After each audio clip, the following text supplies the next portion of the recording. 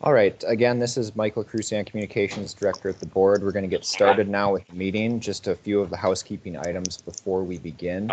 As Beth and Dean had just talked about for muting and unmuting, there are a few lines for numbers that I don't recognize that are members of the general public. Just as a courtesy to everyone in the meeting, I'll be muting your line shortly. To unmute, all you have to do is press *6. That goes for everyone in the call. To unmute at any time, press *6. And that way, if you have questions or need to raise anything, you can do that to raise your concerns at that time. For those joining by computer, if you have a question or comment during the meeting, you'll also notice that in your little feature window there where you have the options to mute or unmute yourself or show a conversation, you can show the conversation for the meeting, and you can certainly type in text comments or questions to the meeting, and we can get those brought up if you don't want to bring those up yourself verbally in the meeting. One more thing, if this meeting is currently being recorded, that recording will be made available at a later date. We have to download it off of the Microsoft platform after the meeting, and then it will be posted publicly to our website when that becomes available. Those are all the housekeeping items I have at this time, so we will get started. If Dr. Thompson has anything otherwise to make a quick statement, otherwise we'll open it up to the board members to make introductions of themselves. Thank you.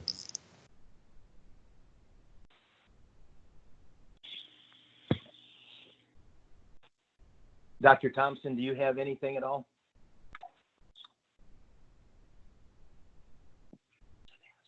Okay. I think, is everybody hearing me? Yes. Okay.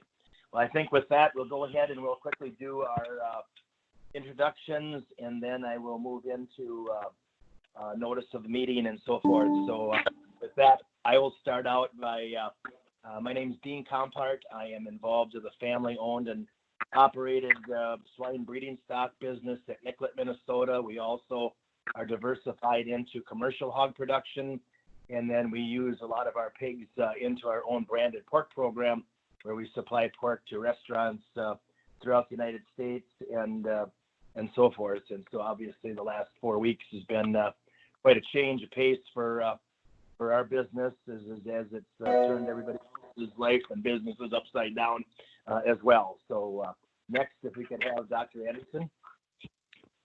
Can you just put it in there? No.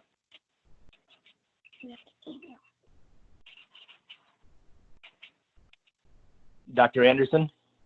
Oh, Dr. Matt Anderson, large animal veterinarian, Southeast Minnesota, primarily dairy and beef.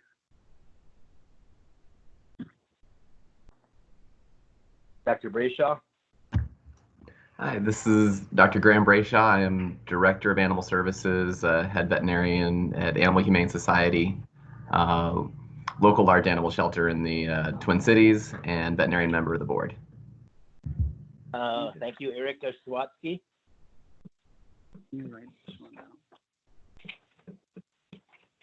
Hi, this is Erika Swatsky. I'm a 6th-generation turkey farmer. We also have corn and soybeans. Farm with my family up in Kensington, Minnesota.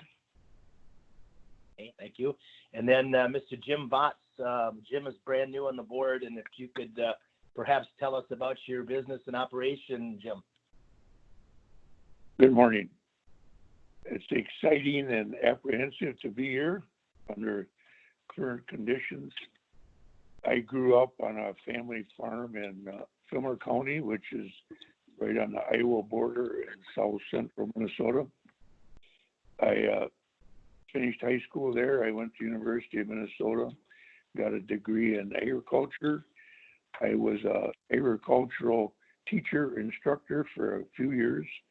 Then I returned to the farm and farmed with my father for several years. I'm a 4th-generation farmer in Fillmore County. Some of my current farmland was bought by my great-grandfather in 1873, so I have some roots there. We had a diversified stock operation over the years. I farrowed to finish 3,000 hogs a year. I had a 250 head mama cow beef herd, commercial, over the years. And I also bought 600 to 800 feet stock from the West and fed out to market weight.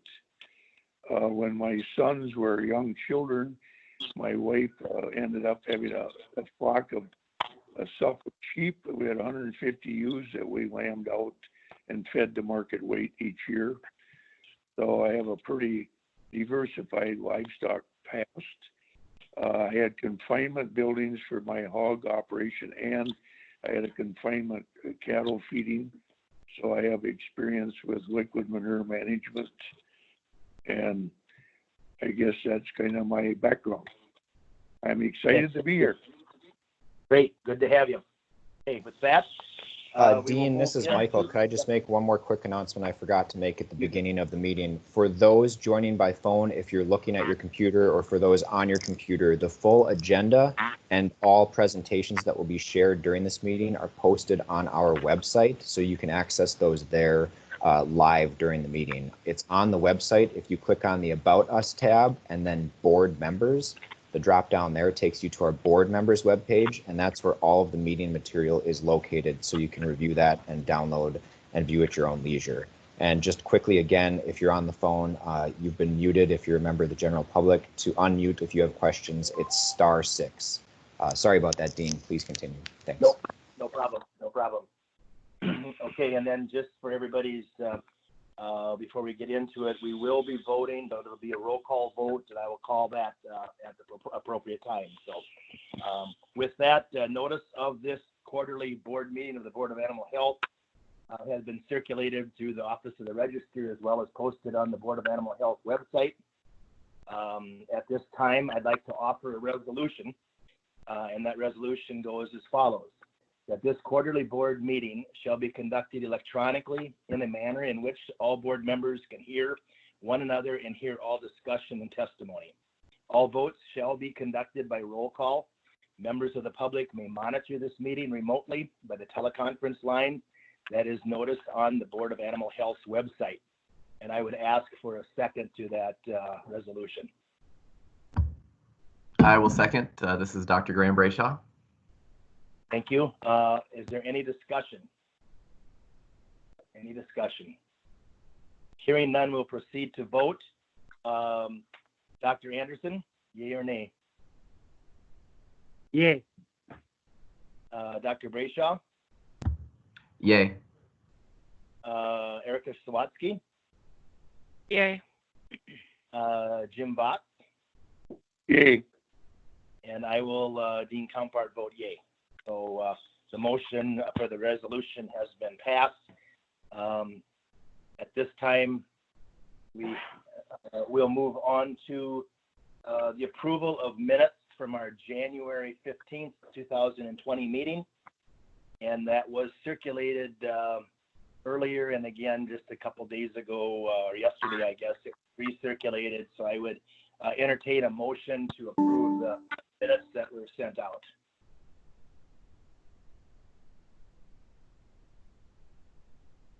I motion to approve the minutes.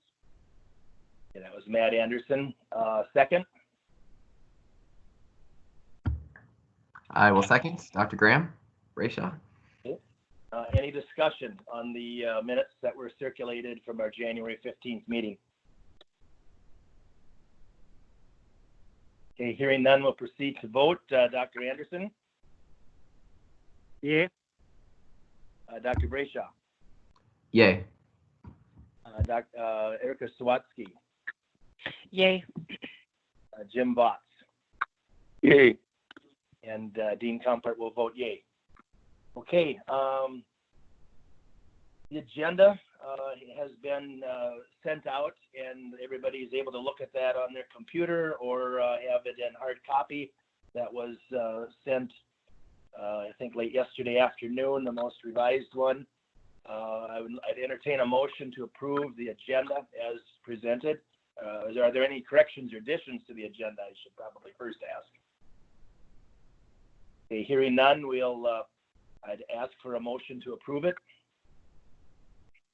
Dean, this is Erica. I'll make a motion to approve the agenda. Thank you. Is there a second? This is Dr. This is Anderson. Okay, Jim Votts, will you second that? I Thank second. you. And any discussion? Hearing none, we'll proceed to vote. All those in favor, Dr. Matt Anderson, Yeah. Dr. Brayshaw, Yay. Erica Sawatsky, Yay. Jim Votts, Yeah. and Dean Compart will vote yay. So we're through the first part, and that brings us then to our first item of business, Board of Animal Health update with Dr. Beth Thompson.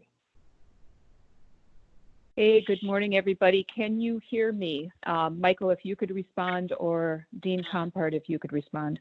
Yeah, I Yes. hear you very well. Okay, excellent. First of all, apologies, everybody. You don't see my picture on the video conferencing. I do live in a rural area, and like probably some others, I'd run out of bandwidth fairly quickly if I tried to video conference in with you. So you're hearing me via phone, but I am following everything also on my computer. Thank you to everybody that's come together for this board meeting. I usually have used this April board meeting or this time to recognize accomplishments of staff, especially, the senior veterinarians and assistant directors that are sitting in the room with us. But since we are in new territory, so to speak, I'm going to save a few comments about recognizing a couple of individuals towards the end of my comments. I do want to get to some updates for the board. So COVID-19, or the virus, which is a SARS-CoV-2, has really upended our world. It's not only Minnesota, it's not only the U.S., it is the world. Board of Animal Health staff began working from home. The folks that are usually in St. Paul and the folks that are at Minnesota Poultry Testing Laboratory, we started working from home or teleworking probably 3 to 4 weeks ago. And our field staff, of course, they're out in the field, but they started working on modifications to some of the programs that we have around the same time. Now, everybody, please remember, the Board of Animal Health has been deemed essential. The work that we do is essential. So we continue to do the work as we can during the pandemic. The things that we stressed, especially with our field staff, because they're still going out and doing what they can in the field, dealing with, of course, the pandemic, but we're stressing the social distancing, the hand washing. We're telling them to stay home if they're sick. They're calling ahead if they're going out and doing inspections or anything like that, making sure that farmers aren't sick or members of the farmers' families aren't sick. And from the very beginning of all of this, we've been talking with our field staff about the judicious use of PPE. Certainly, if our field staff are out doing a foreign animal disease investigation or working very closely, and sometimes you have to do that when you're doing some of these investigations, working very closely with others, they have to use masks and they have to use gloves.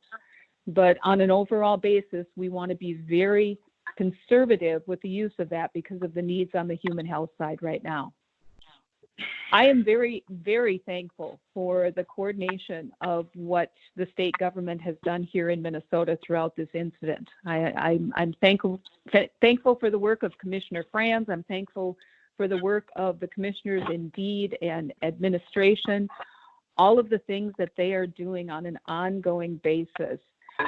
We are getting information out from the other state agencies very quickly. We have ongoing conference calls, and it has made the agencies, and we're a very small agency, but it has made our agency work go much better.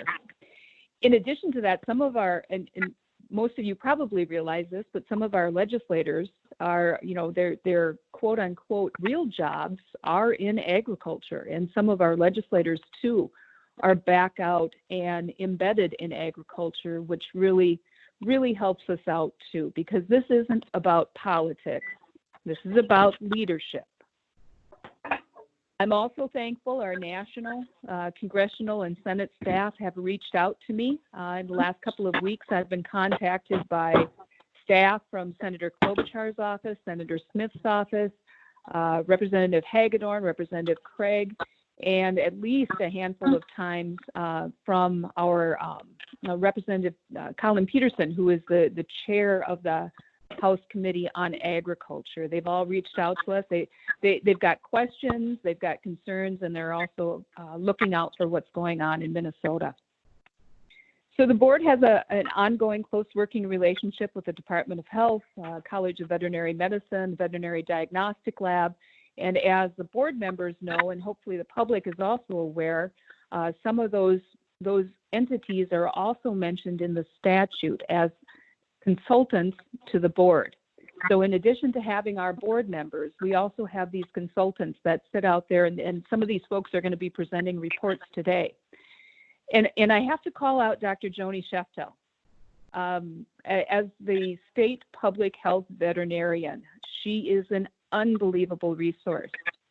Her common sense and her understanding of agriculture and veterinary medicine is really key right now, because we have overlaps between what's going on with the pandemic and what's going on in agriculture. And we need to keep our ag workers and our veterinarians healthy, and she's helping us do that. So appreciation to Joni. And then one last thing I do want to mention, we also work very closely with the Department of Agriculture, and the incident management team has been stood up. It's been stood up for a couple of weeks now, and I don't know if Mike Starkey is on the phone, but thank you to Incident Commander Starkey. We're utilizing that IMT right now. They have been tasked with finding needed items for carcass disposal. If that becomes an issue, as many of you know, or hopefully all of you know, a lot of our processing plants are having difficulties right now. And if things get backed up, we may be looking at some euthanization of animals. And so the IMT is gathering information, whether we're going to be using composting or burial, all of that, but we're going to use that IMT or a section of that IMT as a clearinghouse. So work continues at the board over and above COVID. For example, I'm currently part of the National Animal Disease Preparedness and Response Program, NADPREP. This was a program that was established by the 2018 Farm Bill on a national basis. In 2019, funding awards of $5.2 million or thereabouts went out to states, veterinary colleges, research entities, stakeholders for training and exercise. So the part that I'm playing now is I'm on the consultation board for the 2020 Farm Bill. And we're in the process of establishing priorities for 2020, and we want to get that process going because we want to get those proposals in the door and evaluated soon so we can start working on those on that Farm Bill funding. In addition to that, we've got the National TB Working Group, Tuberculosis Working Group continues to meet. We've got a call this afternoon. We've been on calls every week. What we're doing is rewriting a portion of the Code of Federal Regulations. Again, this is a national project. There have been veterinarians across the country that have worked on the brucellosis portion of the Code of Federal Regulations.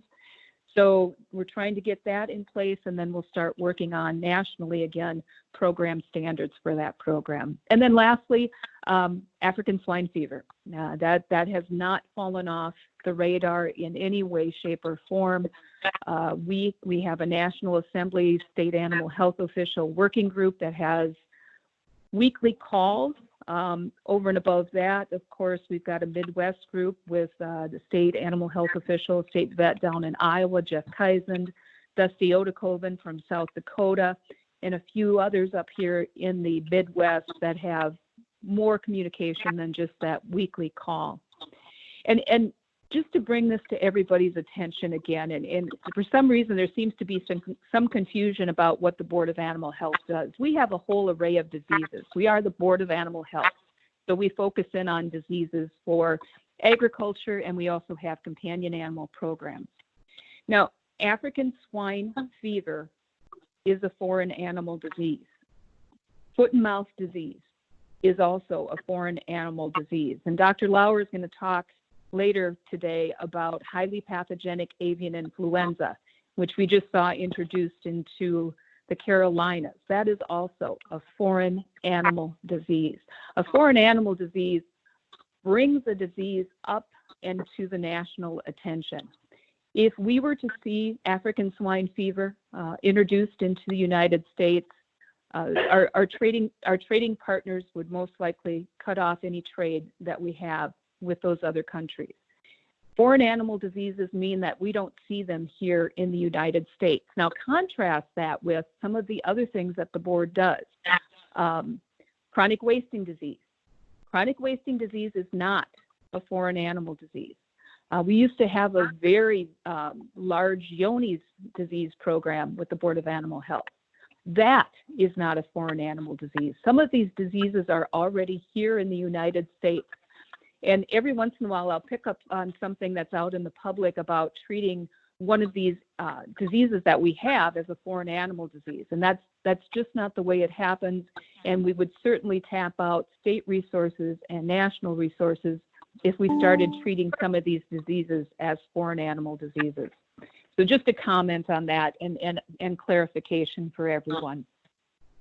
So last thing I wanted to get into, a couple of people I want to call out and recognize right now, and I'll be done. First of all, Michael Cruzan. Michael has been our communication director for, well, a handful of years now. He's organized, he's a hard worker. And for everybody that's on the call, if you're not in front of your computer right now, if you go to your computer and you go to the Board of Animal Health website and click on the COVID information, you're going to see some of Michael's handiwork. Michael, on the right-hand side of that page, you'll see a number of fact sheets. And all of those fact sheets are something that Michael, possibly Aaron and a few others, but Michael has coordinated and put together. And I have ongoing contact with Michael. We're all teleworking, so we don't see each other at this point in time. And I probably haven't mentioned this to him, but other states are using his fact sheets. That's how good they are.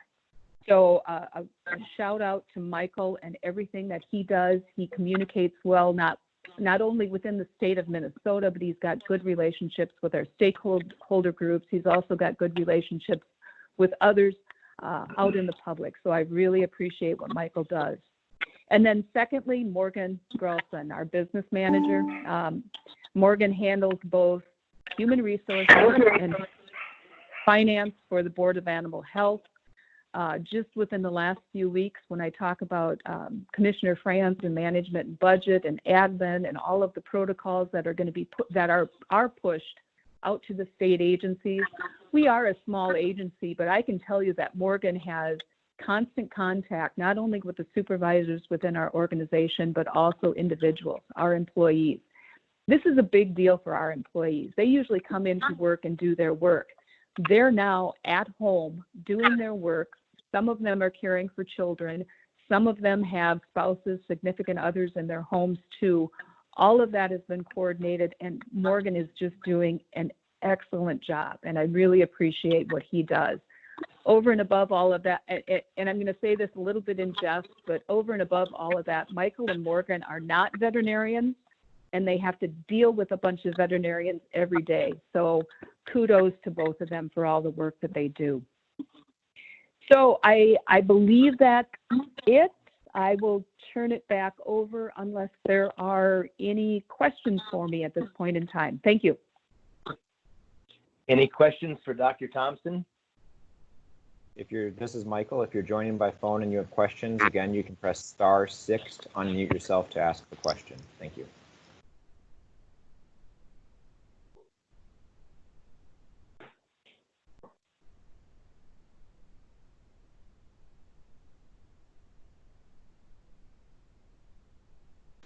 Dean, we don't have any questions popping up in the dialogue or on the phone, so I think we can proceed. Thanks.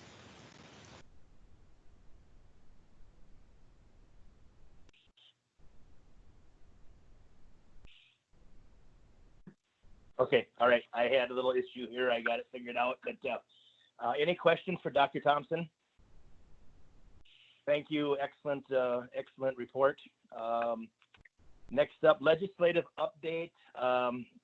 Peder, I will apologize ahead of time. I have not pronounced your name, but Peder Kjeseth. Yeah, so this is Beth again. Since the legislature hasn't been working really on anything specific to the Board of Animal Health, I did speak to Peder yesterday, Mr. Kjeseth, and there is no update. So okay. we can proceed down the agenda. Thank you. Yep, thank you, Dr. Thompson. USDA update, Dr. Stephan Schaefbauer. Yeah, good morning. Thank you, board members, again for having me. I'll say how my great-grandmother used to say, it's good to see the faces, at least the faces that pop up on the computer, and it's definitely good to be seen. She used to say that all the time. I echo much of what Dr. Thompson was saying as it relates to our office staff at USDA going to full telework, maximizing telework per our APHIS administrator, Mr. Shea. And then also, as you all know, USDA field staff work very closely with the board and have been mirroring those actions of being essential personnel, but as Dr. Thompson said, calling ahead, doing the work that we can do, but balancing that safety with service. And so my updates are pretty short. Some are, yeah. And so I'll start off with the NOMS Swine 2020 study that was supposed to start in June. The coordinators for that study will be Dr. Donahue, Dr. Mary Donahue, and Dr. Mackenzie Reberg.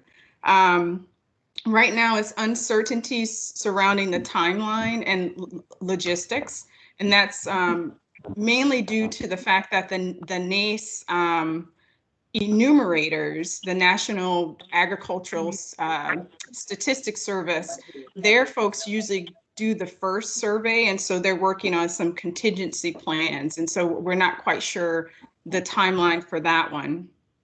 Since the board meeting, there's also been another NOMS survey announced, and it's a feedlots 2020 study. And the coordinator. The school won't let me in. Oh, someone's not on mute. Yeah. Oh, okay. And the feedlot 2020 study, and the coordinators for that are Dr. Mary Donahue and Dr. Kent Hicks. And the study objectives for the feedlot study are to describe health management practices, estimate the prevalence of important feedlot cattle diseases. They're going to be looking at antimicrobial use and stewardship, and then trends in feedlot cattle health management practices. That study wasn't slated to start until September of 2020 with the first phase, and then the VMO phase or the field staff phase would start in February of 2021. So we still have some time before we'll see that study. The study involves 17 states in the large component in which Minnesota is listed, and we're also listed in the small component part of the study, which includes 18 states. Dr. Thompson already gave an update on the National Animal Disease Preparedness and Response Program, NADPREP, which was created through the Farm Bill funding. I do think it's an 18-member board, and the state animal health officials who are participating were nominated by USAHA, and I think Dr. Thompson tends to be really humble, but she's sought after in quite a few of these working groups, and so something for all of us to be proud that we have a state vet who is knowledgeable and well sought after for that knowledge base. That group consists of industry, academia, tribal members, and also members from USDA Ag Research Service. I think Dr. Thompson mentioned that the funding opportunity for that will go out in May.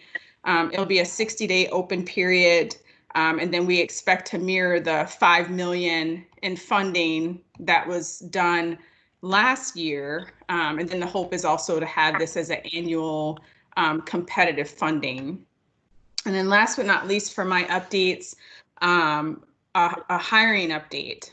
We're really happy and pleased to announce a new veterinarian that started in the Southwest team, Dr. Jennifer.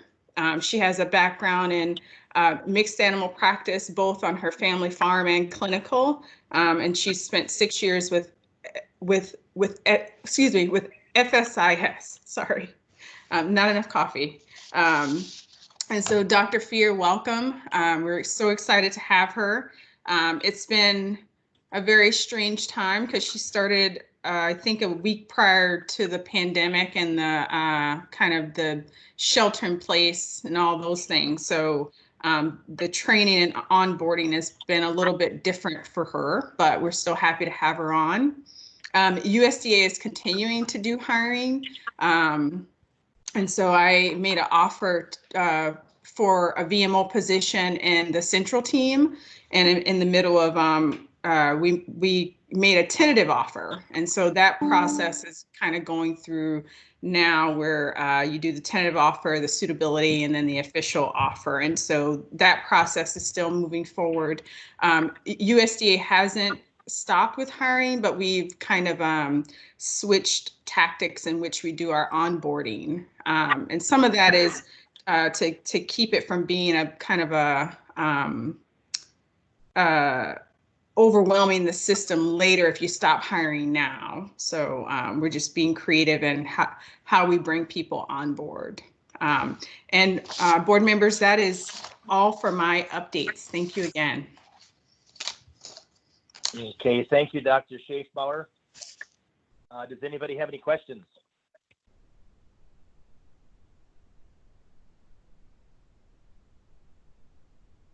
This is Michael again. If you're on the phone line, to unmute if you have a question, press *6.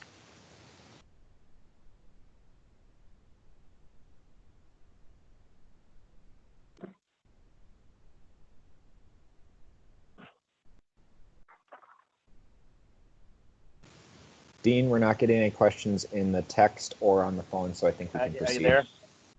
Okay. Are you muting me every time, Michael? Nope, I don't mute you at all. I have your line open. That's okay. That's what I've been. Okay, gotcha. All right. Thank you, Dr. Schaefbauer. Appreciate your work. Looks like at this time, all right, first of all, is there any questions for Dr. Schaefbauer? Sorry about that. Okay, hearing none, we're going to move on to CWD herd update and farm Cervidae rulemaking. Dr. Linda Glaser.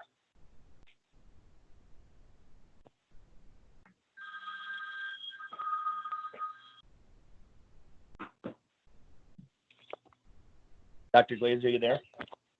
Yeah, sorry, I'm on mute. Good morning to members of the board and our listeners. I'm going to be moving my presentation to the screen, so you'll see that.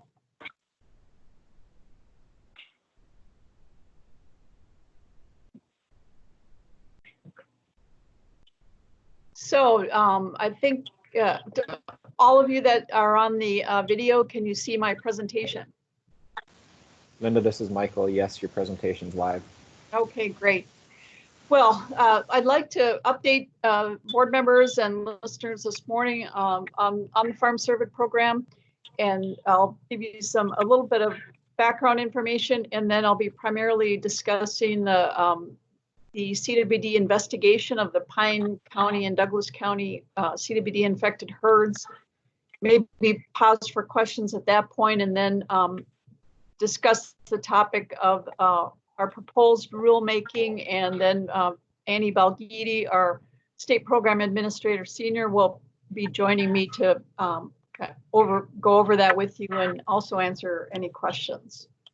So to get started, I just wanted to let you know that currently we have 295 registered farm cervid herds in the state of Minnesota. They have approximately 8,800 animals in those herds, and they're distributed over 70 of our Minnesota counties. And if I look back, and a year ago, I was presenting an update to the board, and at that time, we had 383 farm cervid herds in the state. So you can see we're seeing a rather significant drop in the number of farm cervid herds that we have in the state in the past year. I've also got two tables on this slide, and that just gives you an idea, one, of the herd usages of those herds. We collected that information to be able to assess the annual inspection fee for the herds. So that gives you an idea of the types of usages for those herds. And then also I have a slide related to the different cervid species in those herds. White-tailed deer are the predominant species in those herds with 4,636 animals, and elk is the next common species. Also, I wanted to let you know that we have updated the CWD endemic area for the board since we last met for the board. And with the last meeting, we updated the endemic area related to the fall hunter harvesting test results from the DNR.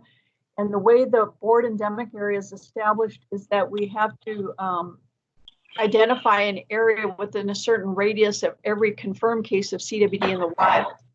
And so with the recent finding from the DNR of a deer infected with CWD in Dakota County, the board then established another part of the endemic area around that animal. And currently that's a minimum 15-mile radius around any confirmed case of CWD in the wild.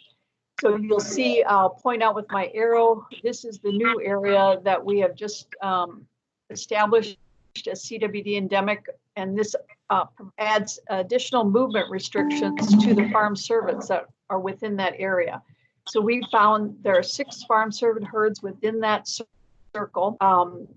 4 of those 6 currently have restricted movements that were effective March 13th. The other herds have been identified and have exclusionary fencing to be able to prevent commingling of farmed and wild cervids. And that is part of our regulations. If the producers can prevent commingling of farmed and wild deer, then they're excluded from the movement restrictions of that regulation. So that's an update on our CWD endemic area. And now to our CWD investigation. Just to go back and sort of recap what initiated the investigation, we originally had an animal that was identified as suspect for CWD in late November 2019. And this was an 8-year-old doe that was killed by its herd mate in a Douglas County herd. That animal was confirmed with CWD in early December of last year. And that herd had been assembled relatively recently. The herd had just been established on that property in February of 2019. So the animal had only been there about 9 months period of time before it was killed. We believe that it was unlikely for that animal to have been exposed to CWD at that site. So we looked back to where that animal came from, and it was from a herd in Pine County. So we look at the Pine County herd. I'm going to flip to another slide quickly and then come back to this one just for to demonstrate.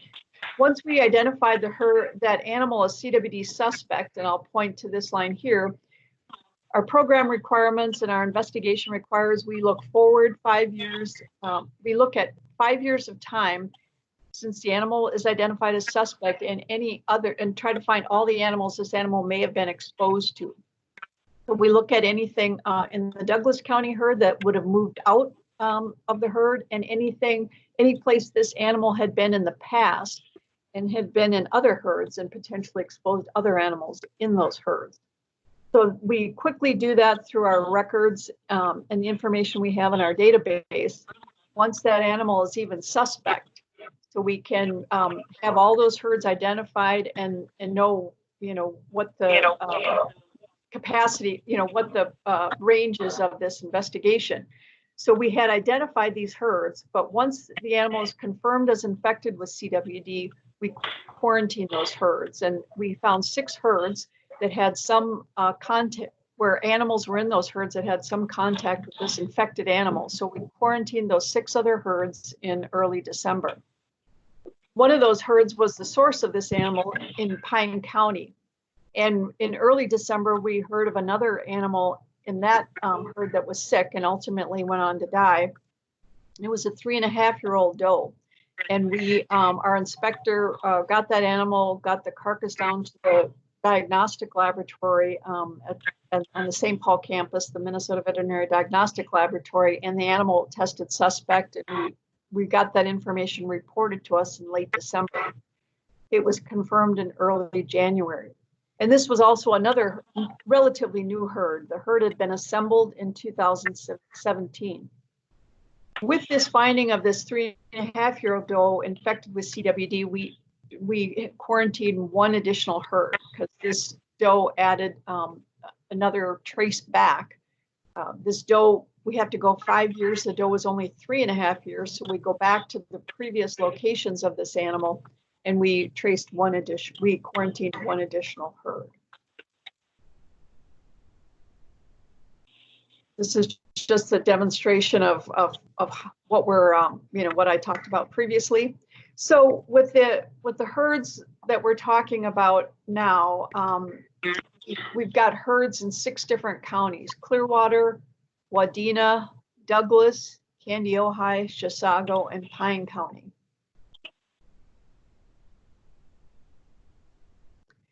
The investigation includes a number of activities. We talked before about the herd history. We go through, as soon as we get a report from the Minnesota Veterinary Diagnostic Laboratory of an animal testing suspect for CWD, we go through the herd history and records we have on file at the Board of Animal Health. We look at any of those records, contact producers if we have any questions, and verify them. Once the the herds are quarantined, and we have to do a follow-up sort of epi investigation. We use an epi questionnaire that's been developed by USDA, and this investigation questioning is led by our area epidemiology officer, Dr. Mary Donahue, in the USDA area office. So we arrange a meeting with the producers on site, and that includes Dr. Donahue with USDA, our field staff inspectors, and then someone from the DNR as well. And we go through a number of items on site and collect the information. Part of that goal is to identify the risk factors that may be the source of exposure of CWD to this herd. We also want to identify the exposure if possible. It's not always possible, or alternately narrow down the time of exposure. So the Pine County infected herd, we believe that the Douglas County animal was infected in Pine County before it moved to Douglas County.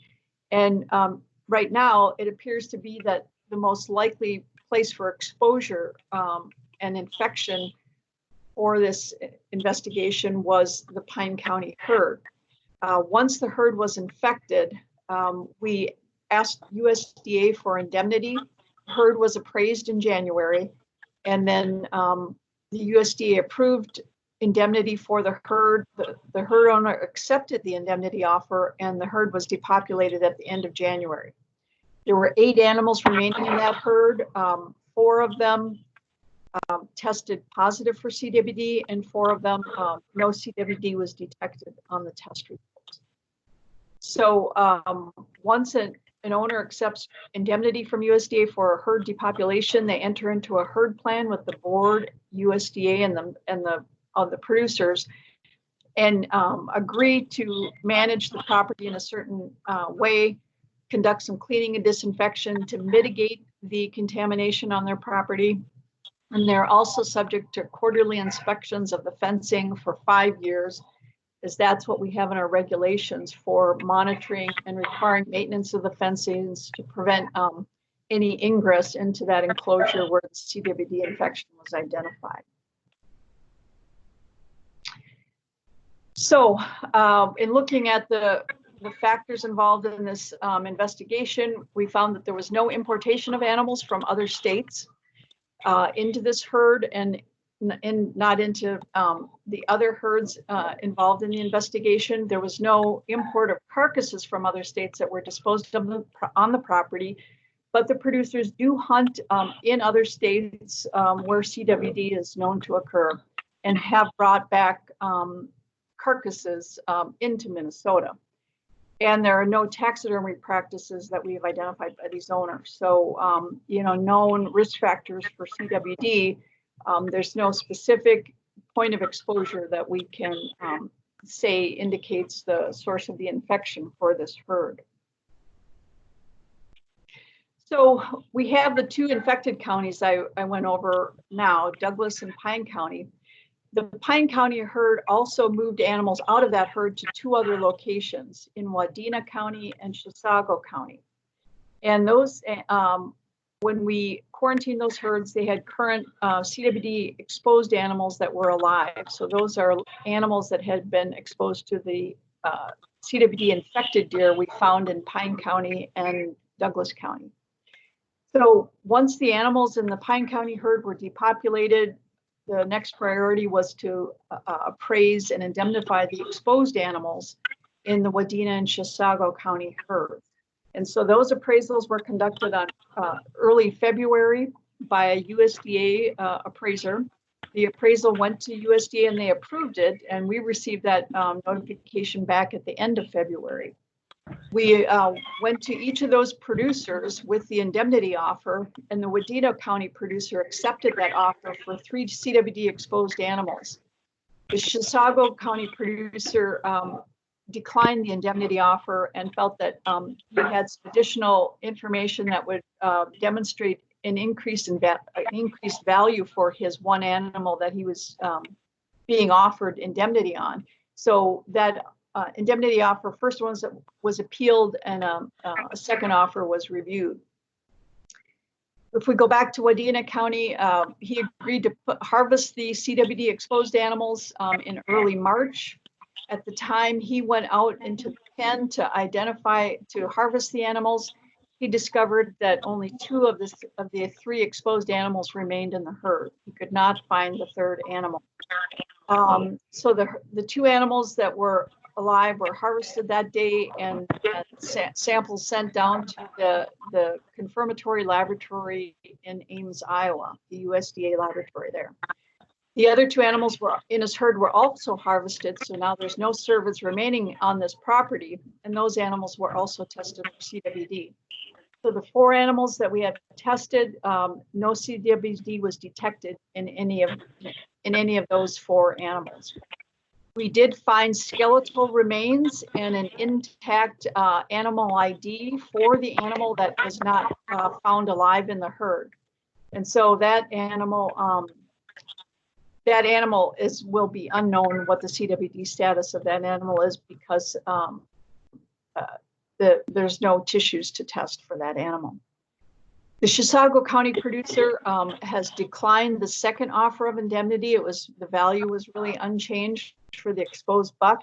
And so the alternative for this herd owner at this point in time is that this animal, the herd has to remain quarantined for 5 years from the timeline that the animals were exposed to the CWD positive does.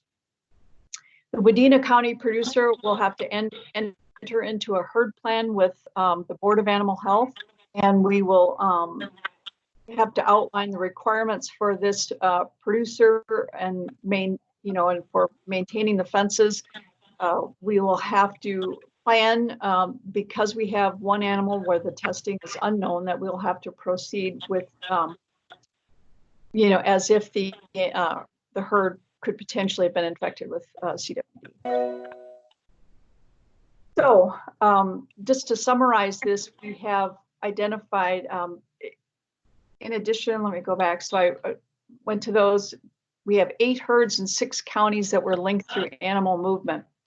I went over the 2 herds with CWD infected animals, Douglas and Pine County. We ultimately had 3 herds with CWD exposed animals. I reviewed the Wadena and Chisago County. I'll touch briefly on the Clearwater County herd here. That producer received a fawn in late 2019 from the Douglas County herd. The animal had been put down and was tested, and no CWD was detected, so that herd was released from quarantine. We had the traceback herd in Candiota County that was from the Pine County herd. The infected doe in the Pine County herd left, was a fawn from the Candiota County, and left at 1 day of age out of that herd. We determined that was not exposure to CWD in that herd, and the quarantine was released. And 2 of the 8 herds we have not talked about before were already dispersed at the time of this investigation, and all the animals in their herds were accounted for as moving into the rest of the herds in the investigation. So we don't have any more work that was done on those 2 herds. So just to recap the animals in these herds, all of these herds had very small numbers of animals. We have a total of 2 animals that died. 2 were CWD positive, the Douglas County doe in late November, the Pine County doe in early December. As a result of this investigation, between depopulating the herds and harvesting other animals in these herds, 14 animals were harvested, 4 were positive for CWD, and 10 were not detected. And I go through the herds, the animals in the different herds: Clearwater, Douglas, Pine County, and Wadena County. This is just a table to kind of demonstrate our testing throughout this investigation. The animals tested are in the left-hand column, identified by their county, and if it's an individual animal, whether it was a doe, buck, or fawn, and then whether the animal died, and then the month in which they were tested and those test results. So it kind of recaps it in a different way. Currently, with the Chisago County producer declining indemnity, that all the testing is done for the investigation. And just to recap on a map of the state, we look at the counties that I've outlined with green, both Clearwater and Candiota County. Those herds were initially quarantined with the investigation, and they are now released from quarantine. We have the 2 counties with CWD exposed herds, Wadena and Chisago, and then 2 counties with CWD infected herds. So that's sort of how they break out, how these counties break out. And that's all I have for an investigation update. Or are there any questions related to that? Okay, any questions for Dr. Glaser? Dr. Glaser? Yes. Hello. John Van Miller with a question on 2 of the items. The notification on the Dakota County positive in the wild and the adjacent Cervidae farms. It's my understanding that one of those Cervidae farms also houses a large cat. And given reports that they've recently tested a live cat for CWD, has the Board of Animal Health done any inquiry onto the health of the cats? The herd that we're concerned about, the farm cervid herd and chronic wasting disease. Yes. What brought it to mind was, now they're saying COVID can get large cats.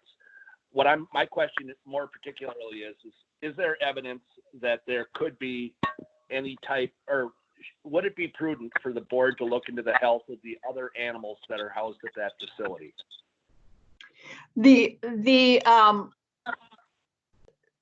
Right now we're concerned about the risk of any wild deer infected with CWD exposing those farm cervids on that property.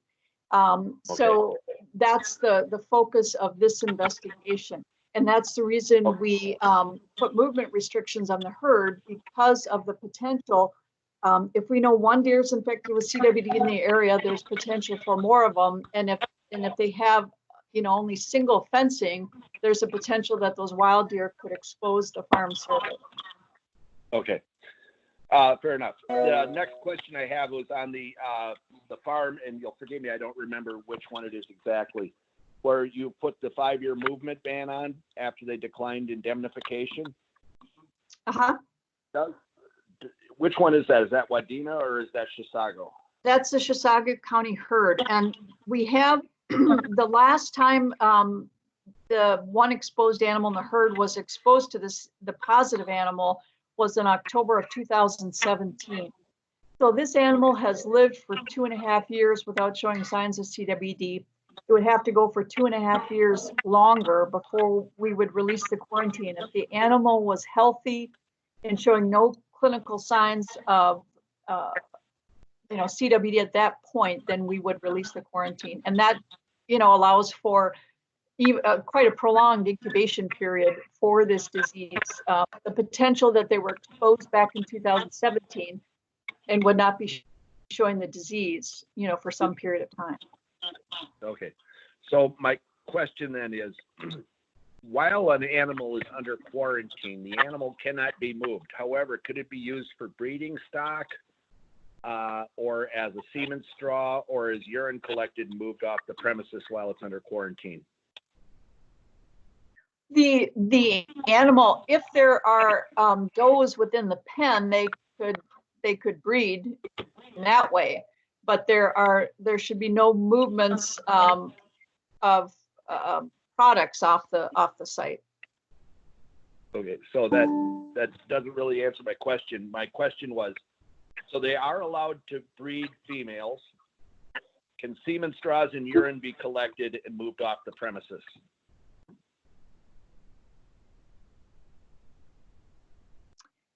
Well, I know this person isn't doing that, but our intent would be that no products would move off the premises either. Is that going to be the board? Will that be the board's position on this, that no byproducts are moved if it's under quarantine? Right. Yeah. Right. We'll have to enter into a herd plan with both of those herd owners, both the Wadena and Chisago County herd owners. All right. Thank you.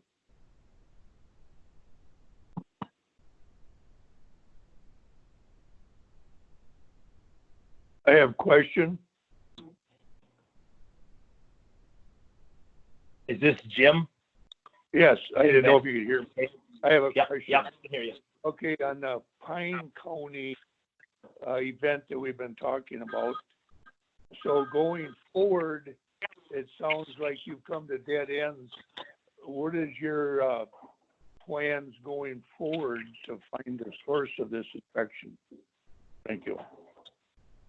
Well, unfortunately, we still we'll be writing up a final report on this investigation. And at that point, we kind of outline the epi information we've collected, the epidemiological information we've collected, and what we know, what possibilities we've considered for exposure, and what we've been able to find out, related to the investigation. We do believe from what we're seeing with the test results that we likely had an exposure either late 2017 or 18 based on animals that have tested non-detected versus positive in this investigation, but we don't have any specific source for the exposure.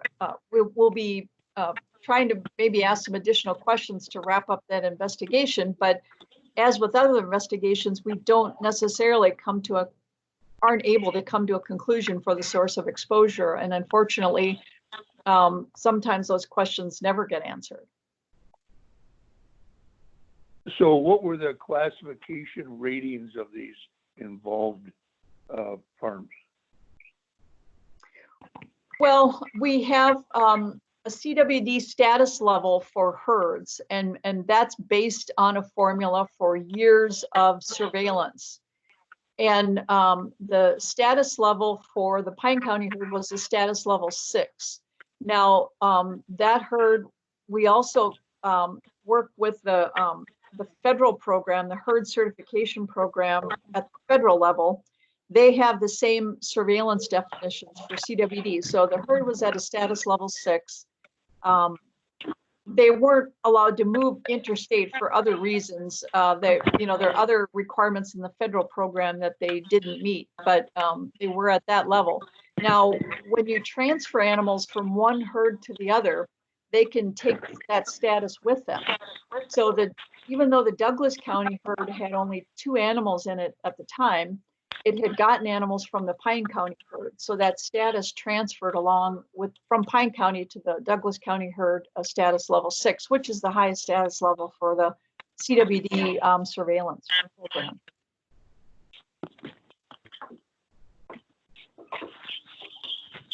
Thank you.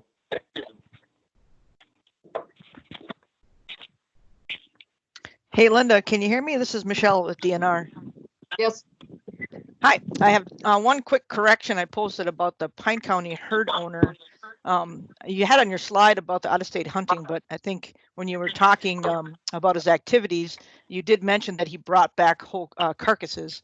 He did bring back meat and deboned meat and quarters, because we did do an investigation with our law enforcement into those activities with the producer and meat processors. So I just wanted to clarify he was not known to violate any of the import laws regarding, CWD bans from out-of-state hunting. He appeared to follow them.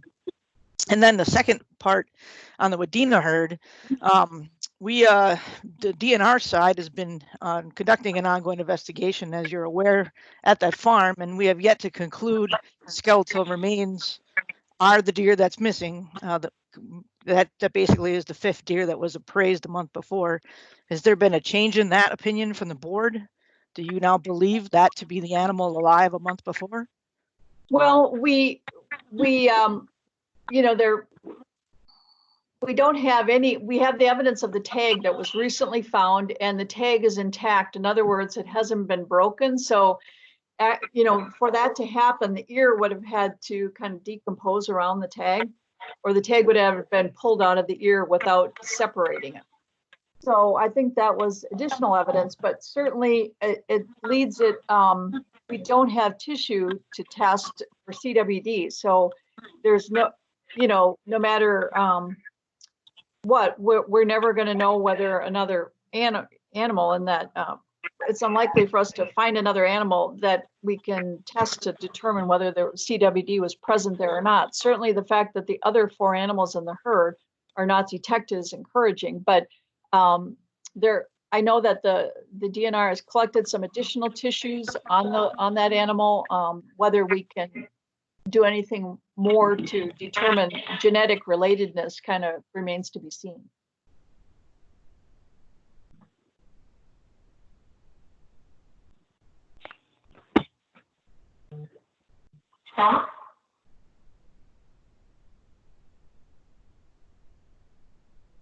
Any other questions for Dr. Glaser?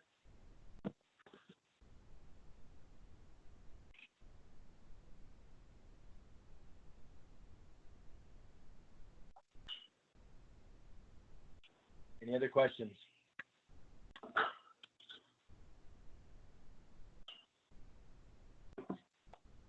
Okay.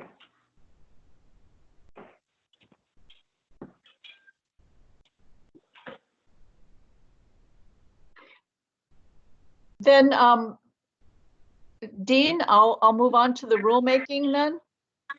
Okay, that would be great. Thank you.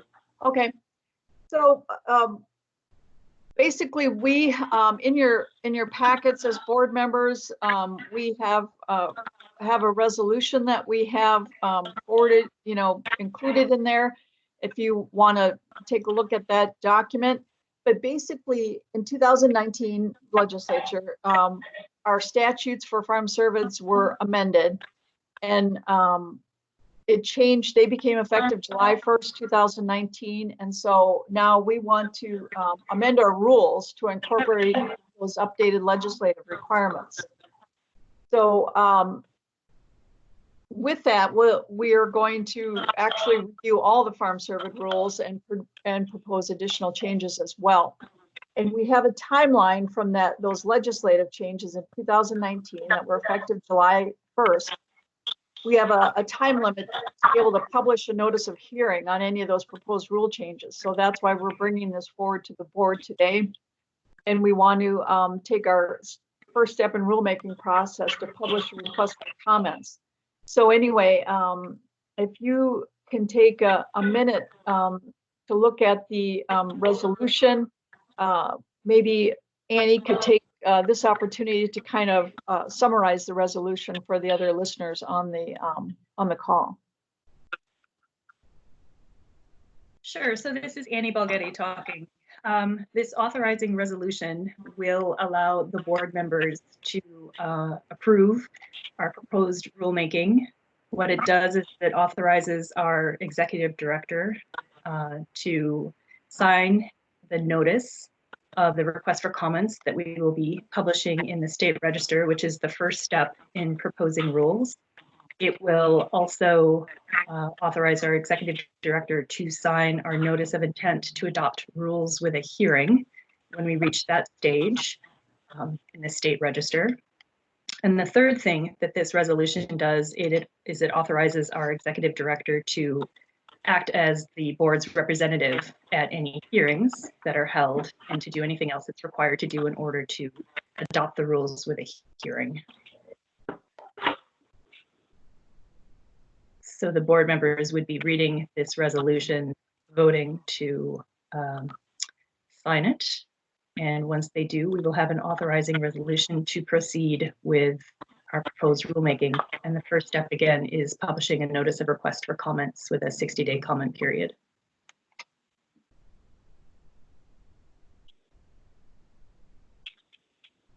Okay, thank you, Annie. Linda, if you want to comment any further?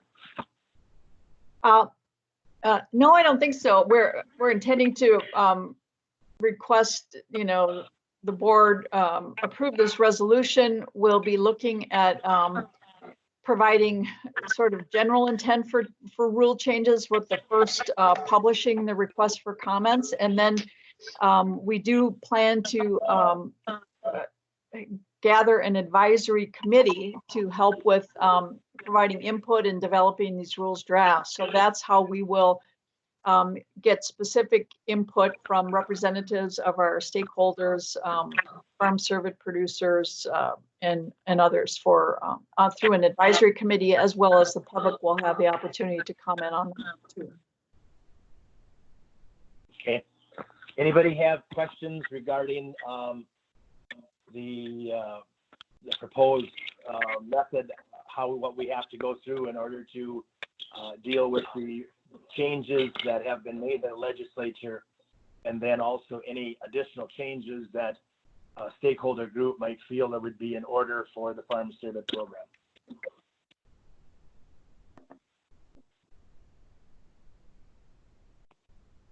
I'll just leave a little bit more time here with people. John Zandler again with a question on resolutions. Okay, John. This is not related to the resolution at hand, but yet another resolution that I'd like to have the board's opinion on. Going back to the legislative auditor's report, there was a number of changes that were suggested. Has the board previously or is currently proposing a resolution to the legislature asking for those changes to be made in law? Okay. Dr. Glaser, would you speak to that, or Dr. Thompson? Yes, this is Dr. Thompson. Mr. Zandmiller, could you clarify exactly which resolutions we would be asking to be made into law, I think is the question? There was a number of recommendations that the legislative auditor made in their report as they relate to the board's composition and operations.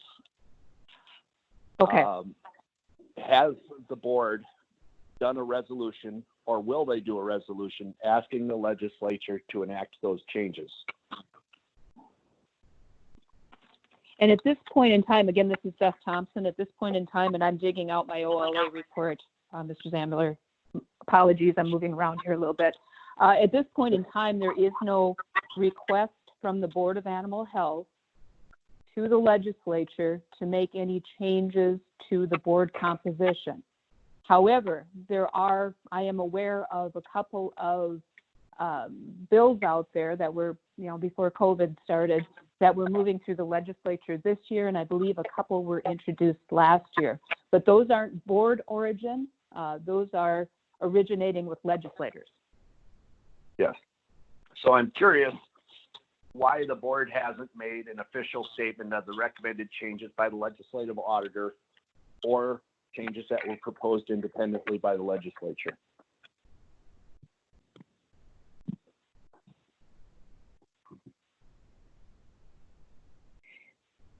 And Dean and Linda, if I may, it's Beth Thompson again. To that question, that is a really good question. Based though on the I think 3 bills that have come forward modifying the board composition and working through our legislative liaison, there's been no decision that we would come forward with an additional bill, Mr. Zanman, if that makes sense. Yes. But it would seem weird that you wouldn't have an official position on something of that magnitude. And nobody, okay, so if you're talking about a bill versus a position, nobody has requested our position at this point. Maybe that's the question. Okay. Well, yes, certainly. But the larger question is, would the board be willing to say in a resolution to the legislature, we would like to have these proposals that have been brought forward by the legislative auditor's report to fruition? Would the board be willing to do that? It would depend on which part of the OLA report that we're speaking of. A lot of, and there's been an additional, I think the OLA folks have come back and taken a look at what we've been doing so far, but it would depend on which part of that report you would be speaking of. If you're speaking specifically about the board composition, I think that's still a work in process. I really expected something to happen during this legislative session. And of course, everything's gotten way late at this point, but certainly if they want input from the Board of Animal Health, they can contact either our legislative liaison, Peder, or myself, certainly. All right, thank you. Okay, any other questions regarding this this resolution?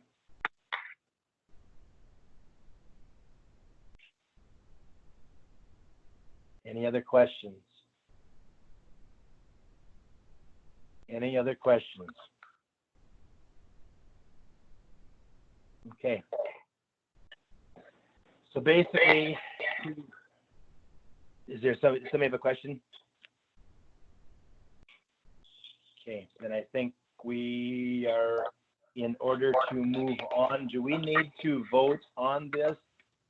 Some direction, or is this just because the legislature did make legislative changes, has brought this on, that this is a step that we have to go through?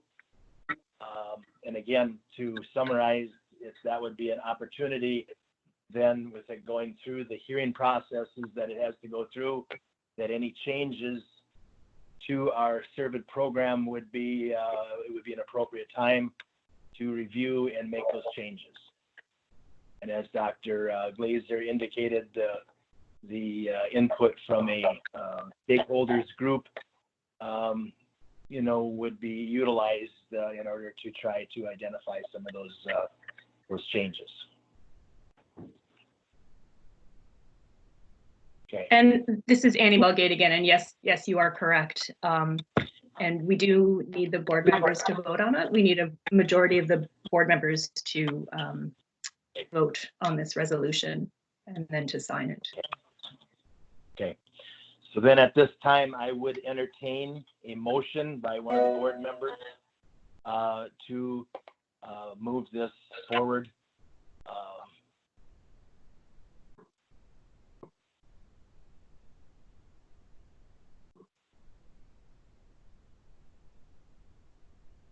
Board members, I would entertain a motion, and I'd be looking for a second. Hi, Dean. This is Dr. Graham Brayshaw. I want to make sure I get my wording correctly. I'd move to have us approve the proposed amendments to the rules governing farm Cervidae. Okay. Is there a second to that? This is Erica Swatsky. I'll second that. Okay, Erica Swatsky seconded that. Any discussion? Any discussion?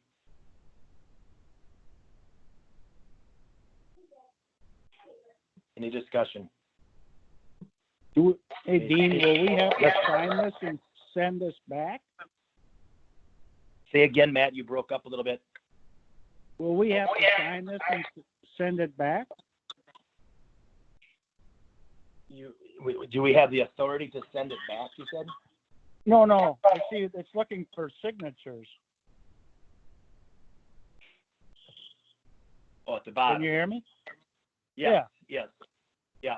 Yeah, we'll work through that. I think the biggest thing here is we'll just have to get the intent of this, passed, and so that this can proceed.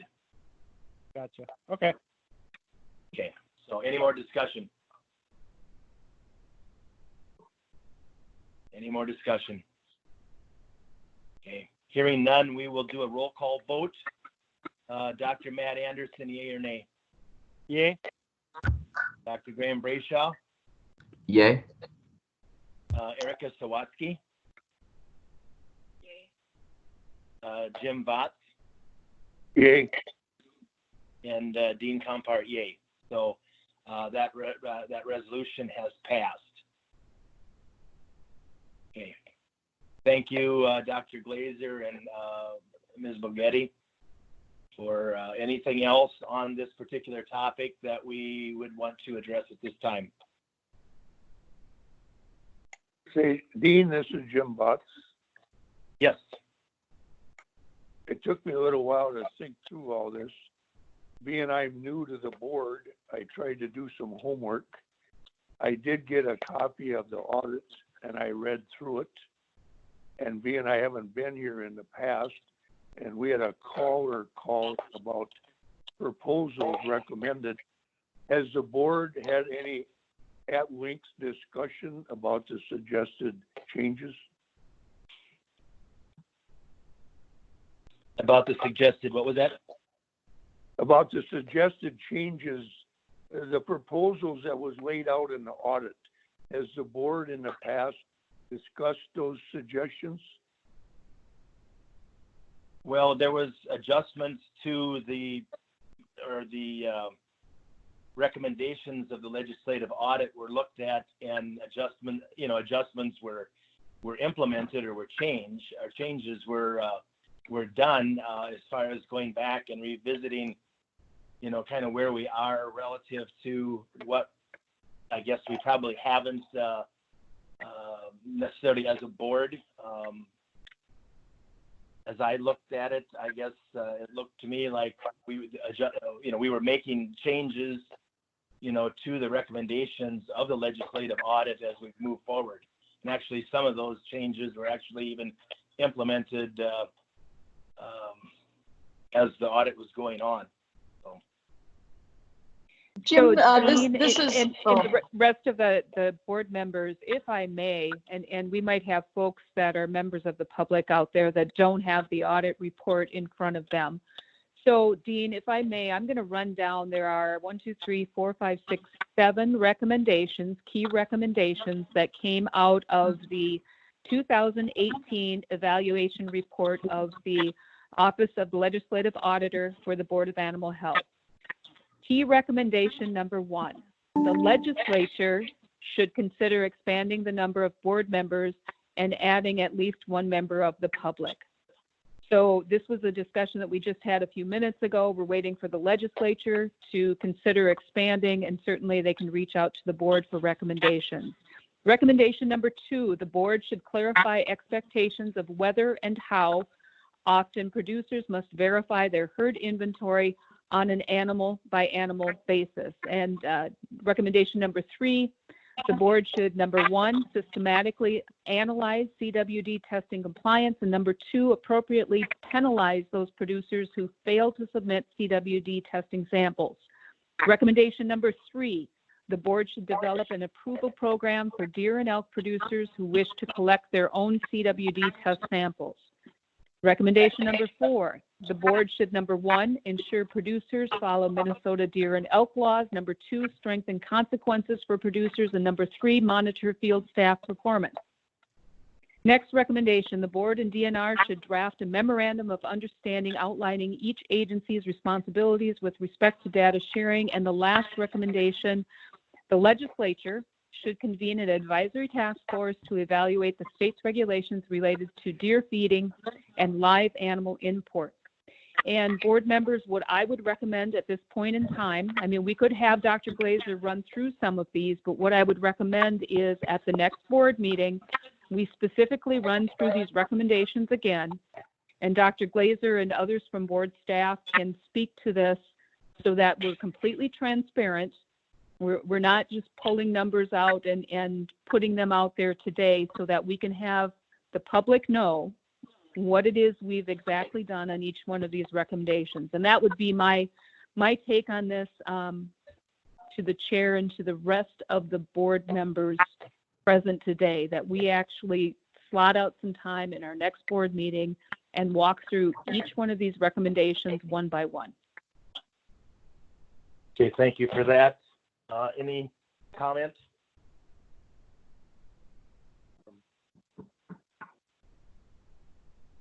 Okay.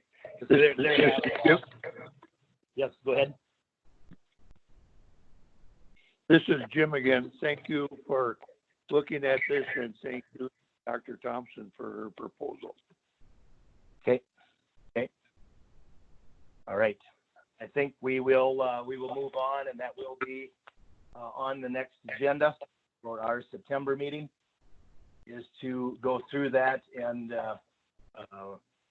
because I know there's been a number of things that have happened that will address that and have addressed that. So, okay, with that, anything more relative to this resolution or to Dr. Glaser's report on CWD? Okay, we will move on. High Path Avian Influenza update with Dr. Dale Lauer.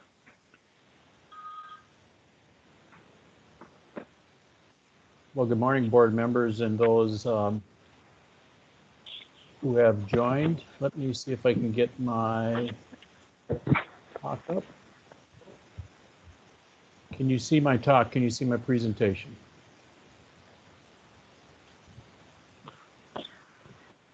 Yes, sir.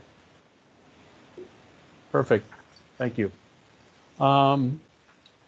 Again, good morning, board members, those visiting in on the call. At the last board meeting, Dean wanted me to provide an update on the highly pathogenic avian influenza situation that was going on in Europe. And I don't know if he is a good forecaster, but now we have a situation that has developed in the United States. And so I think the timing of this to update the board members is quite timely. So, but before I get started, I just want to just kind of back up a little bit and go to Dr. Thompson's point that she was talking about earlier in the meeting about foreign animal diseases and what we see and what we really need to stamp out and take care of immediately, and that's a foreign animal disease. A little background for Jim, because you are a new board member, and just kind of a review for the rest of the board members. The Minnesota Poultry Testing Laboratory, located in Wilmer, is where I'm stationed, along with Dr. Shauna Voss, senior veterinarian, 3 other board members, or 3 other board staff. And then we have a dozen University of Minnesota employees there who are doing the laboratory testing. The MPTL has undergone several upgrades over the year, most recently in 2016 that was associated with our highly pathogenic avian influenza H5N2 event in 2015. And avian influenza can really be categorized in two different ways. The low pathogenic introductions that we see in our poultry flocks here in Minnesota and other states that may or may not have clinical signs, sick birds, that kind of things. And we've actually had some of these introductions in 2007, 2009, 11, and 2018. However, avian influenza can raise its ugly head in the form of a highly pathogenic form, and that, as Dr. Thompson mentioned early on, is a foreign animal disease, something that we really need to take quite seriously. And so those are rare events, the highly pathogenic avian influenza introductions.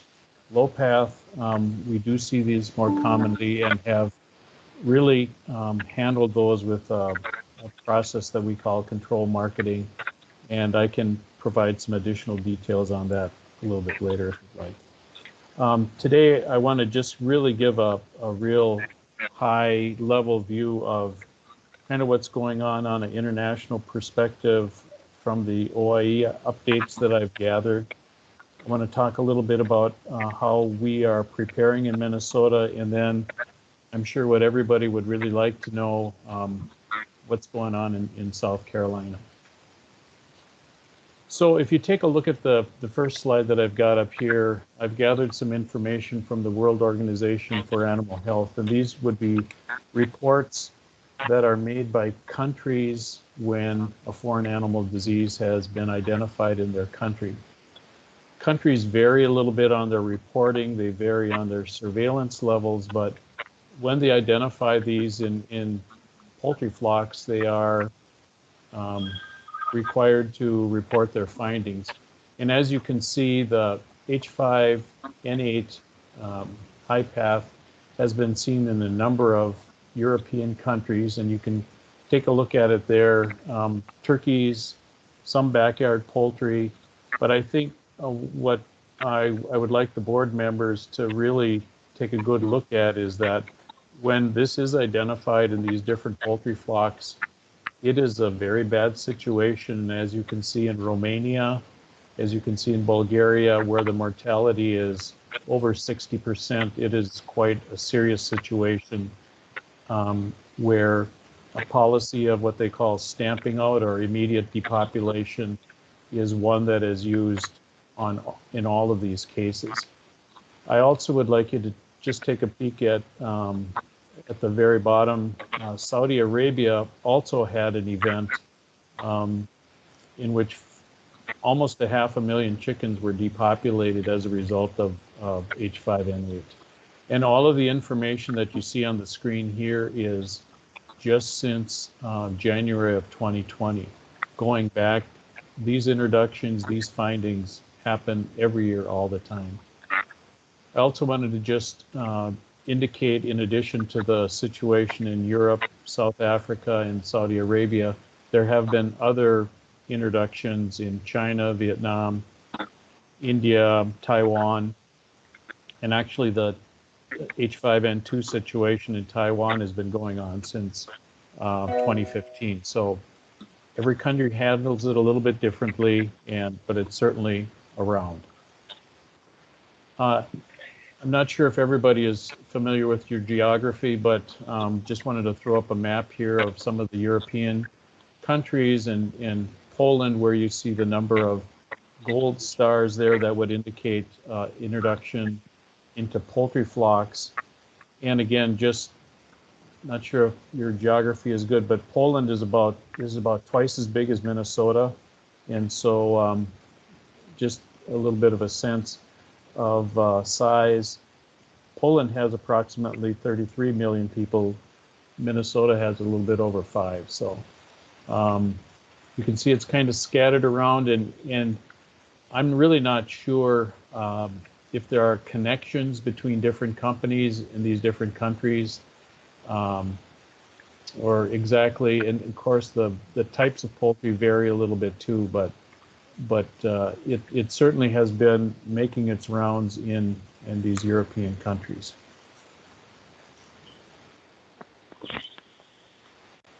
I hate to put up this slide, and I would like to thank Dr. Shauna Voss, who's helped me out put together some of these slides to kind of highlight what we're trying to do here in Minnesota, but also remind producers of the event that we went through 5 years ago. And this is just a slide to just summarize, kind of the happenings, the number of cases, the number of states. It was not just a Minnesota, Iowa, or Midwest problem. It was, a situation that impacted a lot of producers, depopulated a lot of birds as a result, and certainly there was a financial impact to both the producers and the federal government. And so we certainly are well aware of HPAI. So to get to Dean's point, what are we doing right now so that we are prepared in case we have an event? Well, the first thing that we've been trying to do and really have been working quite hard with the industry in 2019 is to update our initial state response and containment plan. This is a document that outlines our protocols and our procedures if we identify low-path influenza in a commercial poultry flock in Minnesota. It's a large document, lots of attachments, but really what it does is it provides clear expectations for both the producers and the board and USDA personnel who are the responders of what to expect, protocols to follow, and so there really are no surprises for people moving forward. One of the things that we've included and updated in our plan is the detection of influenza in our poultry flocks, and so we've been working very hard. Shauna has been working very hard with some of our individuals in the field who act as authorized poultry testing agents, individuals who would collect samples and then submit them to the MPTL. We want to make sure that when they do collect the samples, they collect the samples from the appropriate birds, they sample the appropriate mortality, you can get them to the laboratory in a reasonable time frame, and of course, all the laboratory directors are probably going to say this, but making sure that we have the right information, the right submission form that goes along with those samples. So that's something that and actually are working quite hard on it right now. We've been working on some documents to inform producers about this time of the year, proper sample collection, submission, that kind of stuff. We've also, because of the COVID-19 situation, had to modify our testing schedule at the NPTL. And so you can see on this chart how we've changed our schedule and reduced it to conserve on testing supplies, test reagents, pipette tips, gloves, PPE equipment, so that we can do this in a more efficient manner. We certainly are available and test as needed when we identify flocks with clinical signs or if we suspect a foreign animal disease, and certainly those do get priority. It really doesn't matter what time of the day or night we get notified. We try to get those tested as quickly as possible. And you can also see some of the other testing and some of the other modifications that we have made to our testing schedule for some of the other PCR testing that is listed here in the chart. And again, for Jim and the board members, just a reminder that the MPTL, serving as a branch laboratory of the main diagnostic lab in St. Paul, conducts all of the avian PCR and serologic testing for our poultry producers here in Minnesota. We also have a poultry diagnostician located at the MPTL, Dr. Saad, who helps us out with all of this testing that you can see on the screen, in addition to other diagnostic procedures. I think one of the areas that we are many strides ahead of where we were in 2015 is our depopulation equipment, individuals that we have trained to be able to help us out with depopulation as needed. And the organization or the company that is helping us out as a state vendor is West Central Environmental Consultants. And this company is located in Morris, but they also, I believe, have some other locations in different parts of Minnesota. And they do respond to chemical spills kind of on an on-call basis for when things go bad, they're around. We did have in preparation for this talk, I did reach out to Brett Edlund, who is kind of my main contact at West Central, and he informed me that in their inventory at West Central, they've got 3 of these KIFCO units that you can see in the bottom left corner of the slide. And these would be large units that we would be using to foam floor raised birds when we depopulate them in a disease event. In 2015, we had 1. And so now we've got 3. We've got 4 of the portable foamer units. They call them North Carolina units that are a little bit more user-friendly, I think, for getting in corners when we've got smaller buildings that we need to deal with. And Brett informed me that we have 90 55-gallon drums of foam with a 20-year shelf.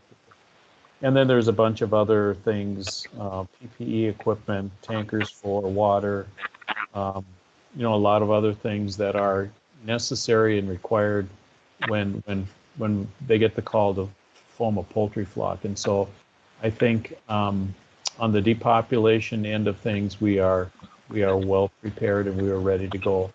You'll see in the upper right part of the screen a truck with a former unit in action, and that was actually during our 2009 low path event in Minnesota. So that would have been actually in action. And on the bottom right in 2011 in Wright County, you can see again we were in action. And so we do pull these out, and we are, again, I'm quite comfortable with working with West Central on these events. The other thing that I've mentioned to board members previously is that we've been working quite hard on our NPIP biosecurity plant audits. Dr. Voss and I, along with field staff, have been working with poultry organizations here in the state as well as producers to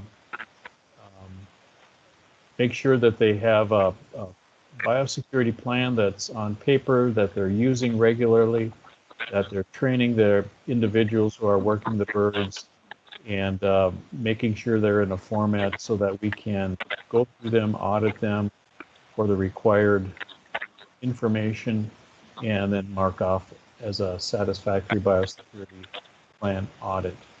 And the reason for this, as I've reminded board members previously, is that we want to make sure that our producers here in the state have satisfactory rating on their biosecurity plan in order for them to receive indemnity and compensation in the event that they get dinged with high path avian influenza. So I think those are some of the areas that we're really concentrating on, and that I feel pretty good about being prepared in the event we have a high path event.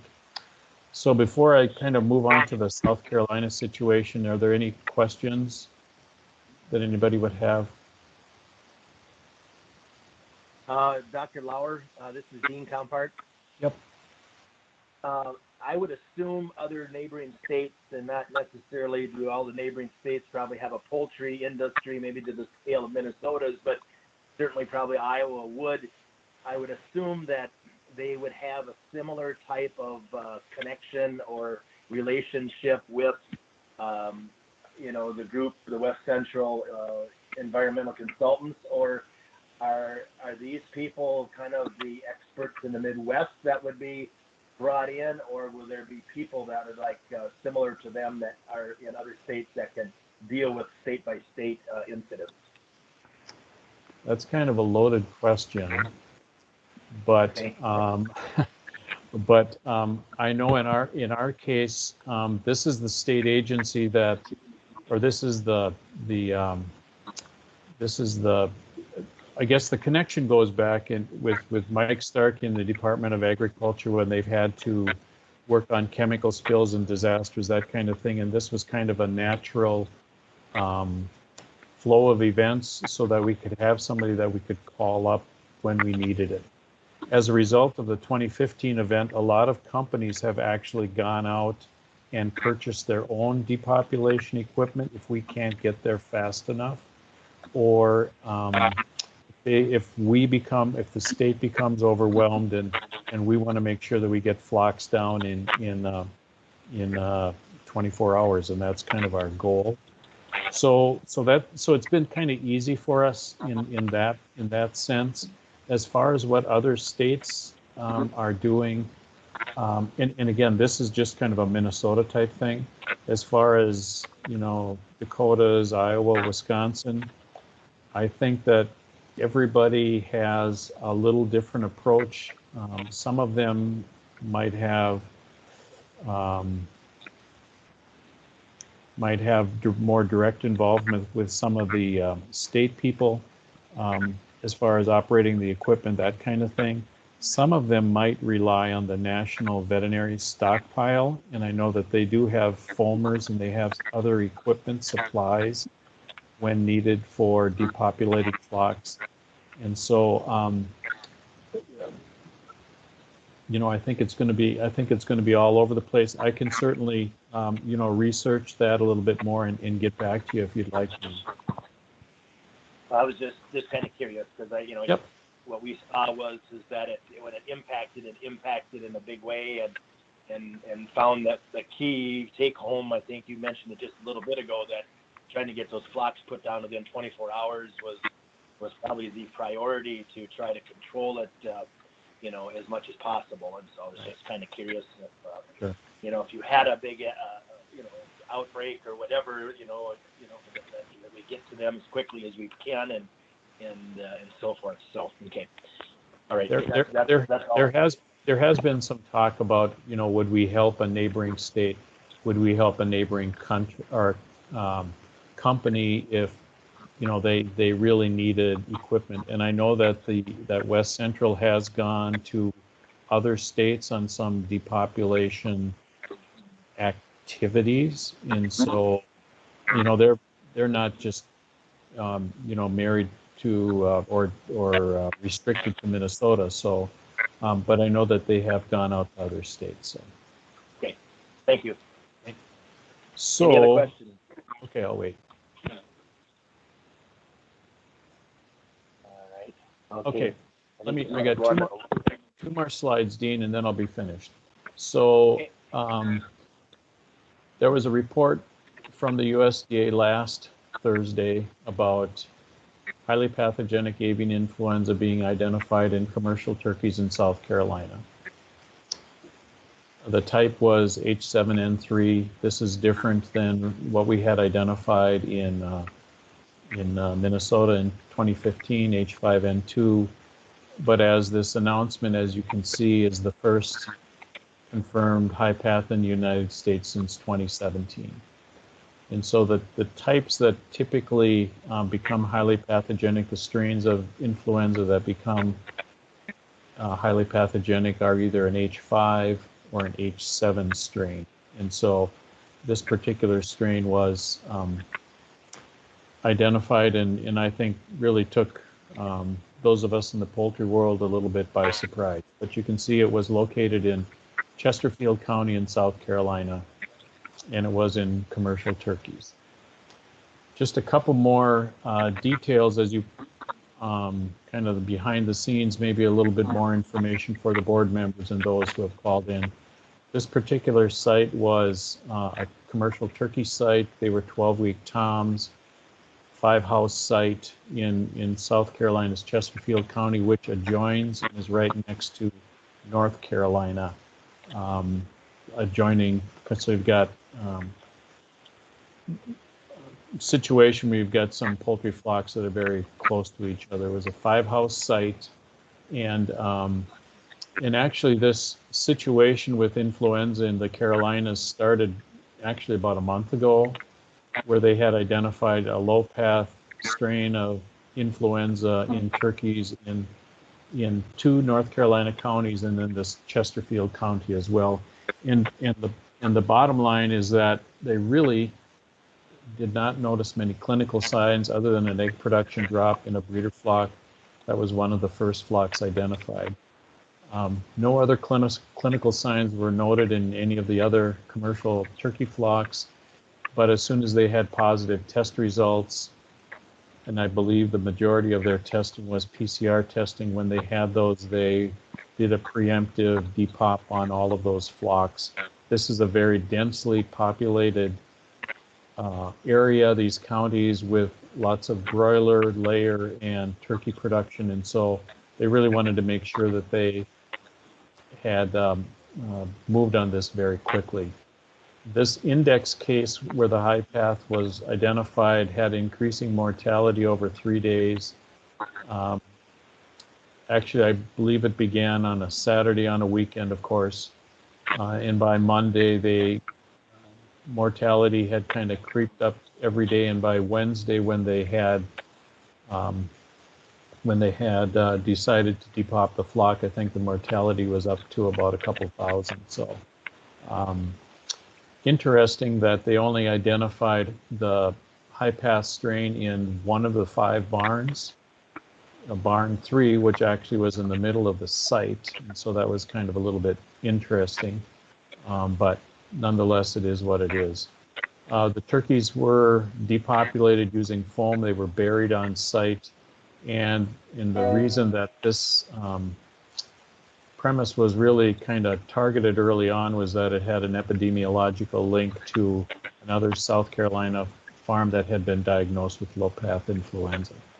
And so I've actually been in contact with Dr. Julie Helm, who's the poultry diagnostician on this case, and we've been back and forth quite a bit with advice on how we handled things in 2015, different suggestions, how to handle different types of testing, that kind of stuff. So we've been, long range, trying to help them out as best we can. And another, and I'll kind of wrap it up, and if you've got some questions, I can answer them. But one of the individuals from North Carolina who was on the foaming unit or the depopulation unit in South Carolina had been up to Minnesota 5 years ago. And a comment that was relayed to us was this looked exactly like Minnesota 2015. Apparently the depression of the birds, the stage at which the birds now were being foamed, birds not moving, it just was very difficult. So kind of a sad situation, but I think they jumped on it pretty quickly, and pretty happy with their response. So that's kind of an update on what's going on in South Carolina, unless there's some questions. Okay. Anybody have any questions for Dr. Lauer? I do. This is Matt. Yep. Matt. Hey, Dale, is just joining it as this COVID thing is, are you guys working state and federal much better in the animal business than we're doing in the human business? That's another loaded question. I think that with the COVID situation, and you've got social distancing, and you've got people that really can't be working together, that immediately creates a problem, and in a situation that's very difficult to overcome. I would have to say that when we have these influenza events, we have learned that we have to put together an incident management team, and get that going from the get-go.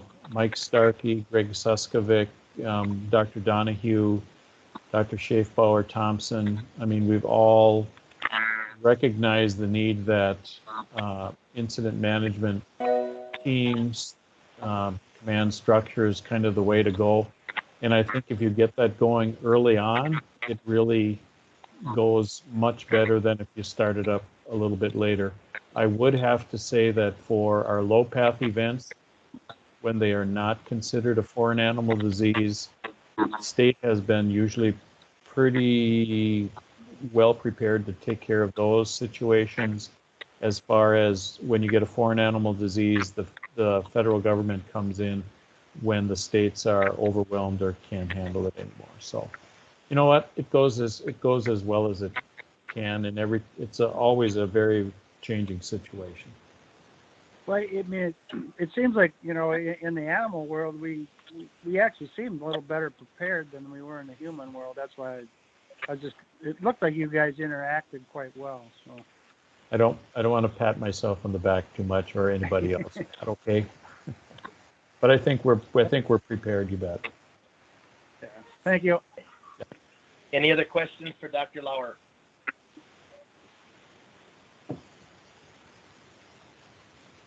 Okay, I think we'll probably move on. Thank you for your report.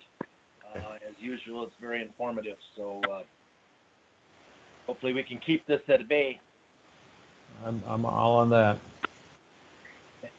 All right, I think we will go ahead and proceed unless anybody has a last opportunity to ask Dr. Lauer a question.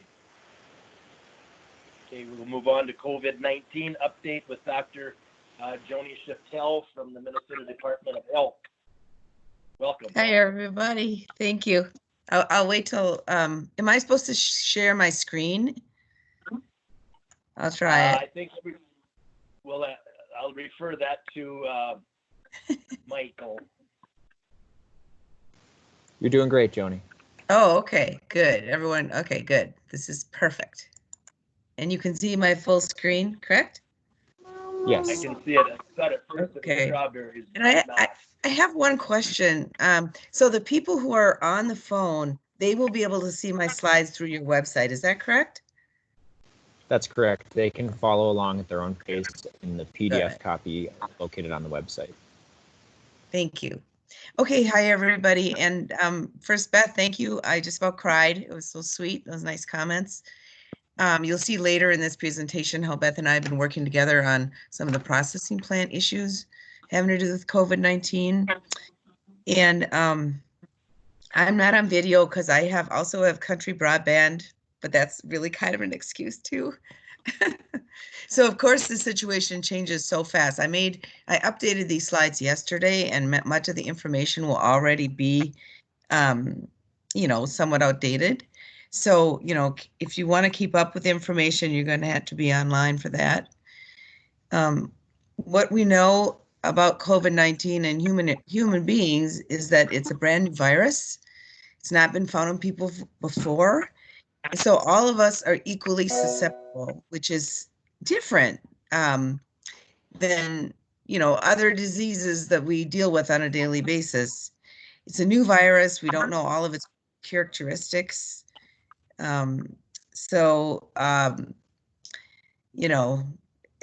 why information changes day to day.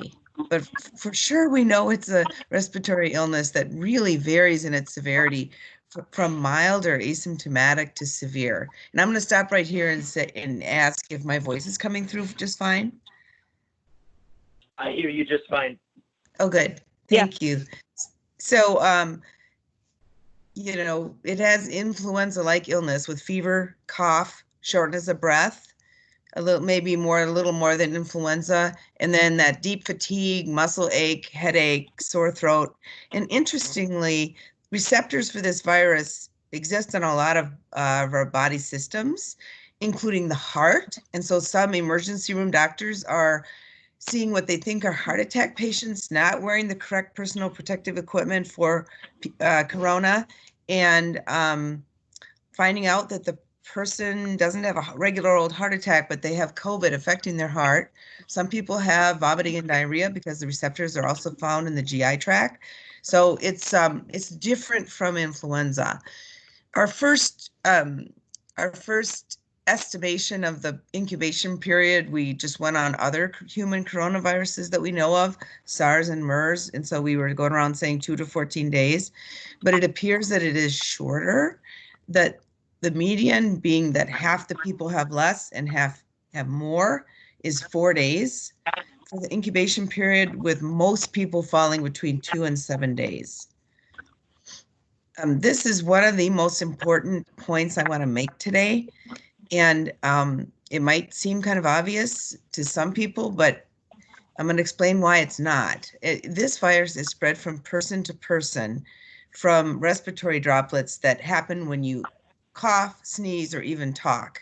And I want to go back to the sneeze thing too, that most people do not have a runny nose or sniffles with this. It's a chest or respiratory, deep lung disease. So I'm not sure why they're always talking about sneezing, but coughing or talking, and it's through droplets. So that's why we had this 6-foot thing going. But actually droplets come in many sizes, and it can also be aerosols that can go further than that, or bigger droplets that drop before 6 feet. And it is possible to pick up COVID-19 by touching a surface, a doorknob or something that someone has just touched that has the virus. And then if you touch one of your own mucous membranes, like your nose, your eyes, or your mouth. But this is really a minuscule way that the virus spreads from person to person. And I think this has become very confusing for people, because when it first happened, there was all this talk about washing your hands, using hand sanitizer, and taking Clorox wipes to everything in the environment. And certainly that helps. In public health, we're all about hand washing, but it's really the social distancing and keeping yourself away from sick people that is how you prevent the spread of this disease. It's a really important thing to keep in mind. About 80% of cases are mild, meaning that people either don't report symptoms, or if they report symptoms, they're very mild. But this again is turning out to be interesting, because in some of the Asian countries, they're doing a lot of chest CT scans on people who are asymptomatic or mild, and finding pretty serious lung changes. So, I mean, it affects your lungs whether or not you know it, kind of. 14% of cases need hospitalization. 5% of patients are admitted to the ICU. And the estimated mortality rate is 2.3%, which is right now a total estimation, but puts it above seasonal influenza. And as you've heard many times, there are higher risk groups, including older age, which is, lots of people put that older age line in a different place. It could be 65 or older. Chronic health is, chronic health conditions, and healthcare workers. Now, healthcare workers do not have to have other conditions to be more at higher risk. It's just that they get a higher dose, being around people who are sick all day. This is where we think Minnesota is. There's a big green arrow there, is in this pandemic, that we are well into community mitigation, where you cancel large gatherings and change, have home isolation like we're all in. Our first case in Minnesota, again, like as of yesterday, this didn't change. Our first case was on March 6th. And by that, I mean our first laboratory confirmed case. It was likely circulating in the state well before March 6th. We currently have over 1,600 laboratory confirmed positive cases, and about 40,000 people have been tested in Minnesota. The current death toll is 79, and of all the laboratory confirmed cases, 405 required hospitalization, and currently we have 75 people in ICU. And again, you can see the map.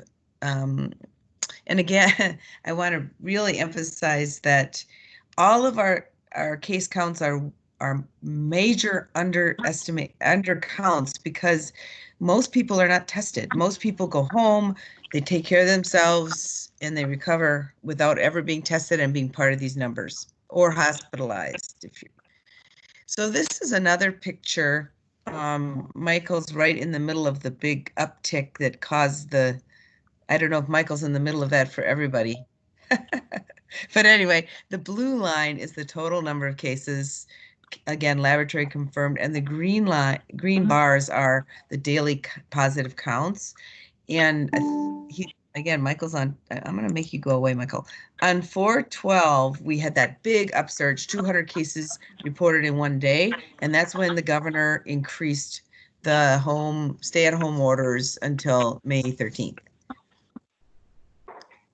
If we look at the laboratory confirmed cases, this is the interesting thing. The highest number of cases are between 20 and 44 years, even though we're starting to think of this as an older person's disease.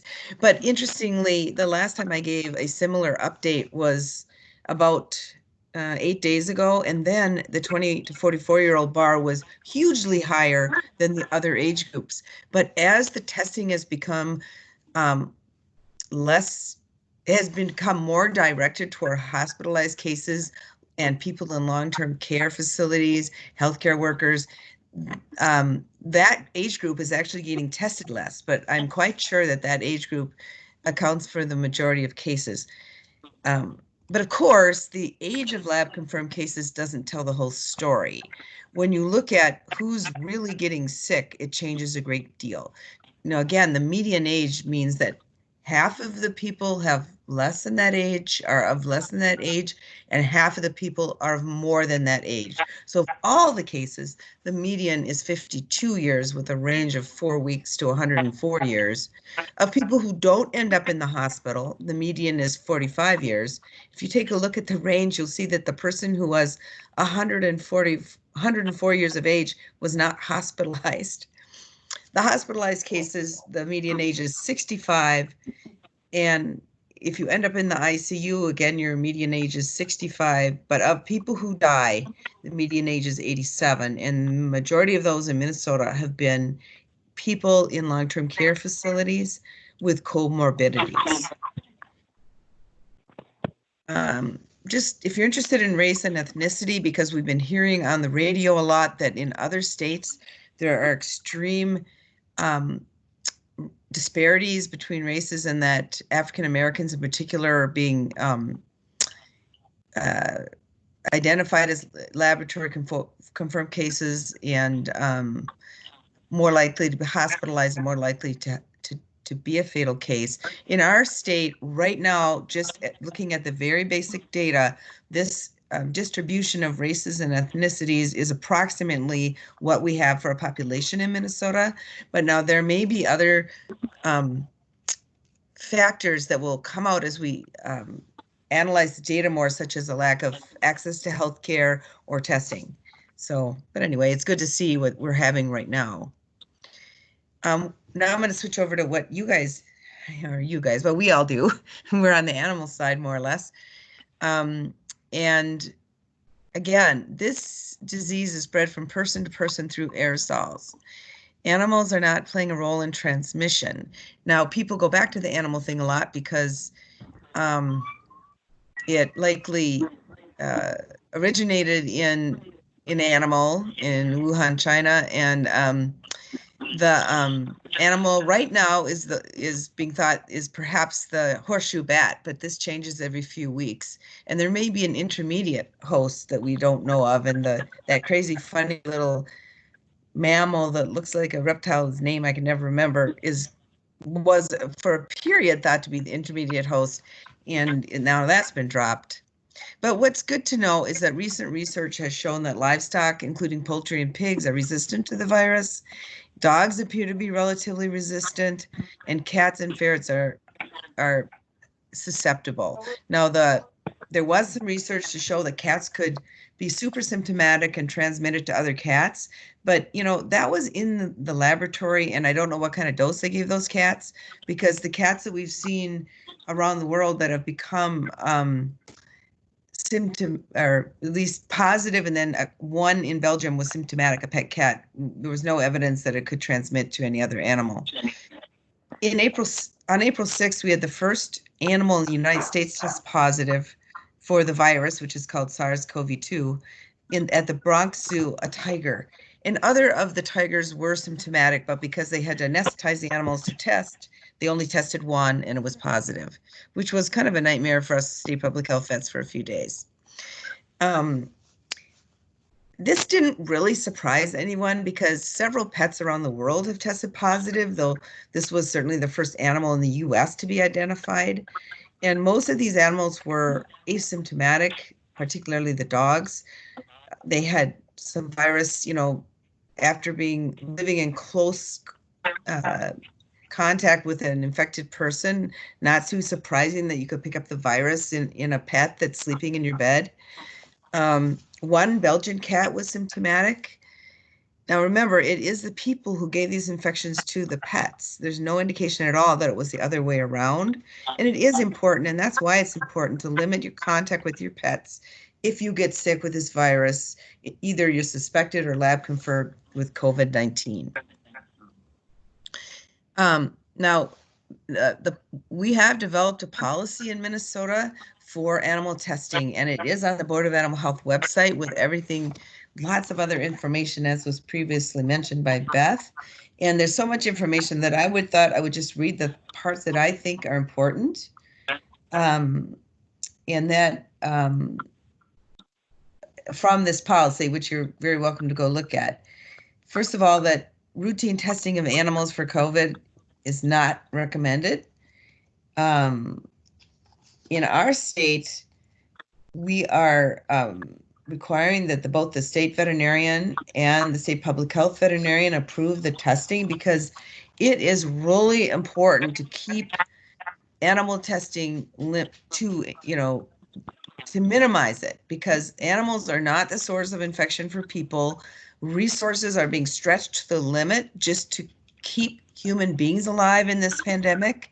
This is extremely resource limited situation, and we cannot go crazy testing companion animals or certainly livestock for this virus. So in our policy, it says, in the end, the Minnesota State Veterinarian can authorize testing on any animal within the state. Authorization for testing will be conducted within two following areas. When requested by a private veterinarian who is reporting a new concerning illness that cannot be otherwise explained, and the companion animals had close contact with a person with confirmed or suspected COVID-19, and common animal illnesses that look like this have been ruled out.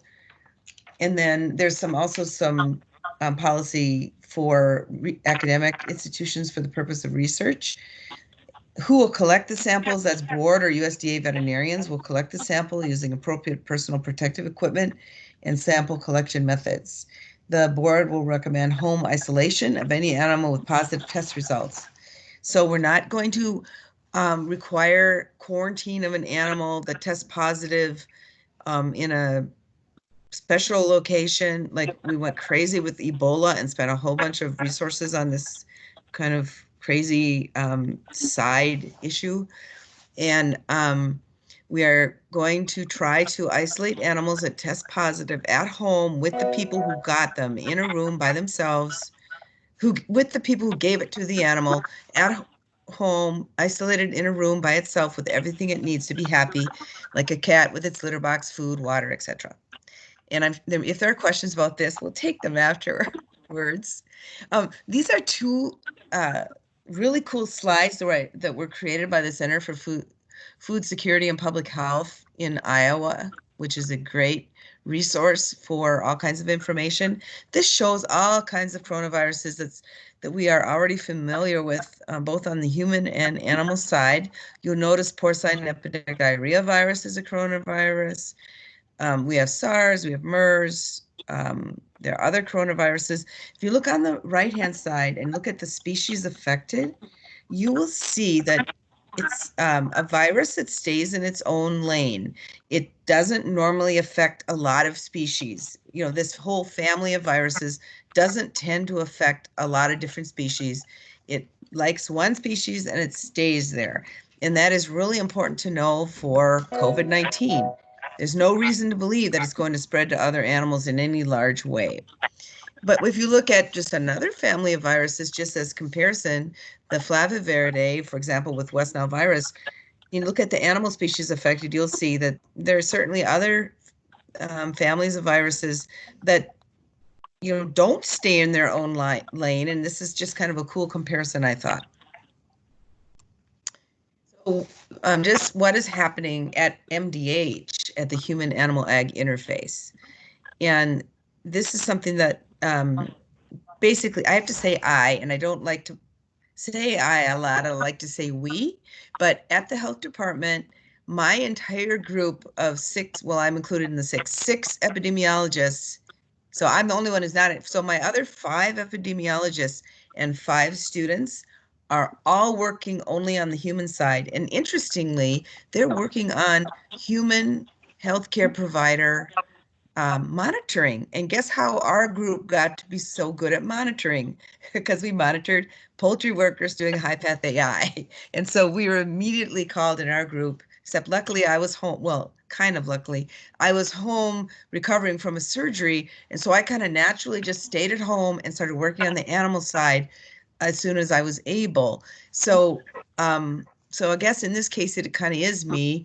So in collaboration with Board of Animal Health and also sometimes MDA, we're working with producers and processing plants to help prevent illness in ag workers, either on farms or in processing plants, because nobody wants sick workers. And when sick workers happen is when you end up having other people quarantined because they've been exposed to this sick worker if you haven't taken some steps to provide social distancing. Sometimes you got to think way outside the box. Things like staggered start times, break times, lunch times. People have come up with all kinds of ways to separate workers, and I don't have time to talk about hardly any of them.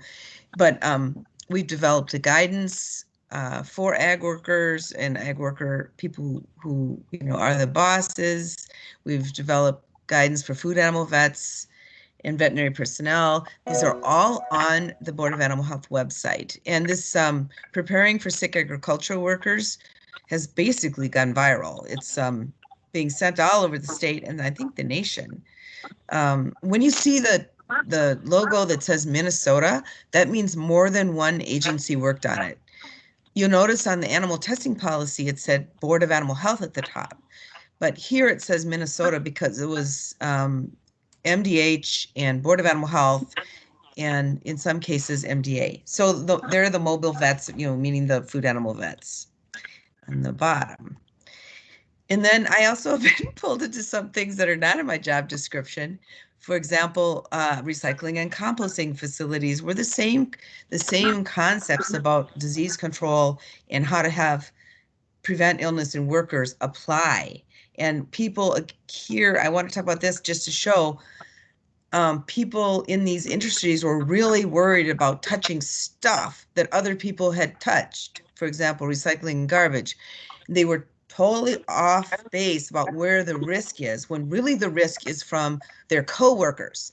And you have to have social distancing and other methods so that you don't get sick from other sick people. For instance, screening workers as they come into work to make sure nobody's sick is working. So MDH has a lot of resources for the public with concerns, for businesses, childcare, schools, community medication type questions for healthcare providers. We have some materials in other languages, and actually there's a whole bunch of languages, not just these 3 languages. And that's what I have, and I'm happy to take questions. Okay, thank you, Dr. Scheftel. Very informative. Does anybody have questions? Any questions? Okay. Well, I'm a little surprised, but that's it's been out there for quite a while, and we've all been picking up some things here and there, and but I do appreciate your time, and stay safe. That's the same for everybody. Please stay safe. All right. Thank you, Dr. Scheftel. College of Veterinary Medicine update. Laura Molgaard. Welcome. Thank you very much. I'm going to see if I can share my screen. I don't know if you can, if that's going to work easily or difficult. What's difficulty? Can you see my presentation, the CBM update, Board of Animal Health? Yeah, I can. Michael, could you speak to that for? It's not coming up over the full video conference at the moment. Okay, it's not a big deal. That's okay. You all have access to it online, and I can talk to the points. So, for those of you who I haven't met, I'm Laura Molgaard, and I'm the interim dean at the College of Veterinary Medicine, and have been in this role since August of 2019. So there are a lot of activities going on around the college, and as you might expect, many of them focus around COVID-19 response and planning. And I will echo what others have said about how fantastic it is to have the resources we have in Minnesota. It is just really wonderful to have our Minnesota Department of Health, our Board of Animal Health, these great, trustworthy, evidence-based resources that allow us to make evidence-based decisions. So at the college, we've been in regular contact around COVID-19 response and planning with organizations like the Association of American Veterinary Medical Colleges, has weekly huddles on Zoom, video conferencing platform to for the deans to share lessons learned, challenges, and how those challenges have been faced. I've been in regular contact with the MVMA, and then certainly around the university with the Twin Cities deans, the provost and president, and the chief public health officer, Dr. Jakob Tolar. These have all been fantastic resources. We are really lucky to be in this state and to be at this university where people are working together, are communicating effectively, and are really kind of leading the way as far as how to respond to this. Our CVM Administrative Council, which is our group of administrative leaders, also daily with huddles because things are changing by the day or by the hour.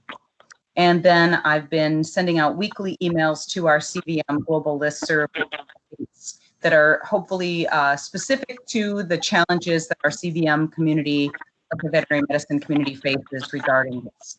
So I'll be touching on a few of those as I go through this. So around the university, we had a move of a change with all employees being told we were expected to work from home effective March 18th at the latest.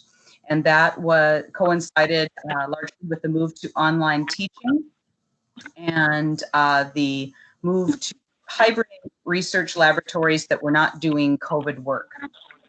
The exception to the work from home directive was that essential employees, meaning those who have to be physically present in the building to do their work, are expected to continue to report to campus, and largely our veterinary medical center and veterinary diagnostic lab.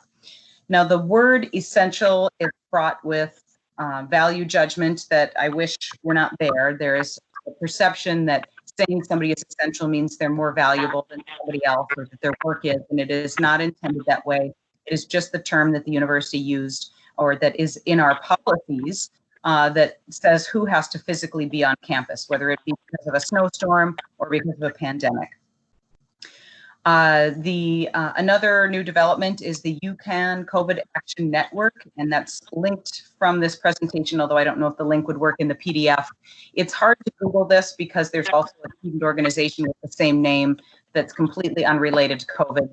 But COVID Action Network is led by a couple of our faculty, especially Katie Pelican, to coalesce the energy of people from all over the university to help respond and serve our internal community and our external communities. So, for example, organizing the collection and distribution of PPE, something that you can help with.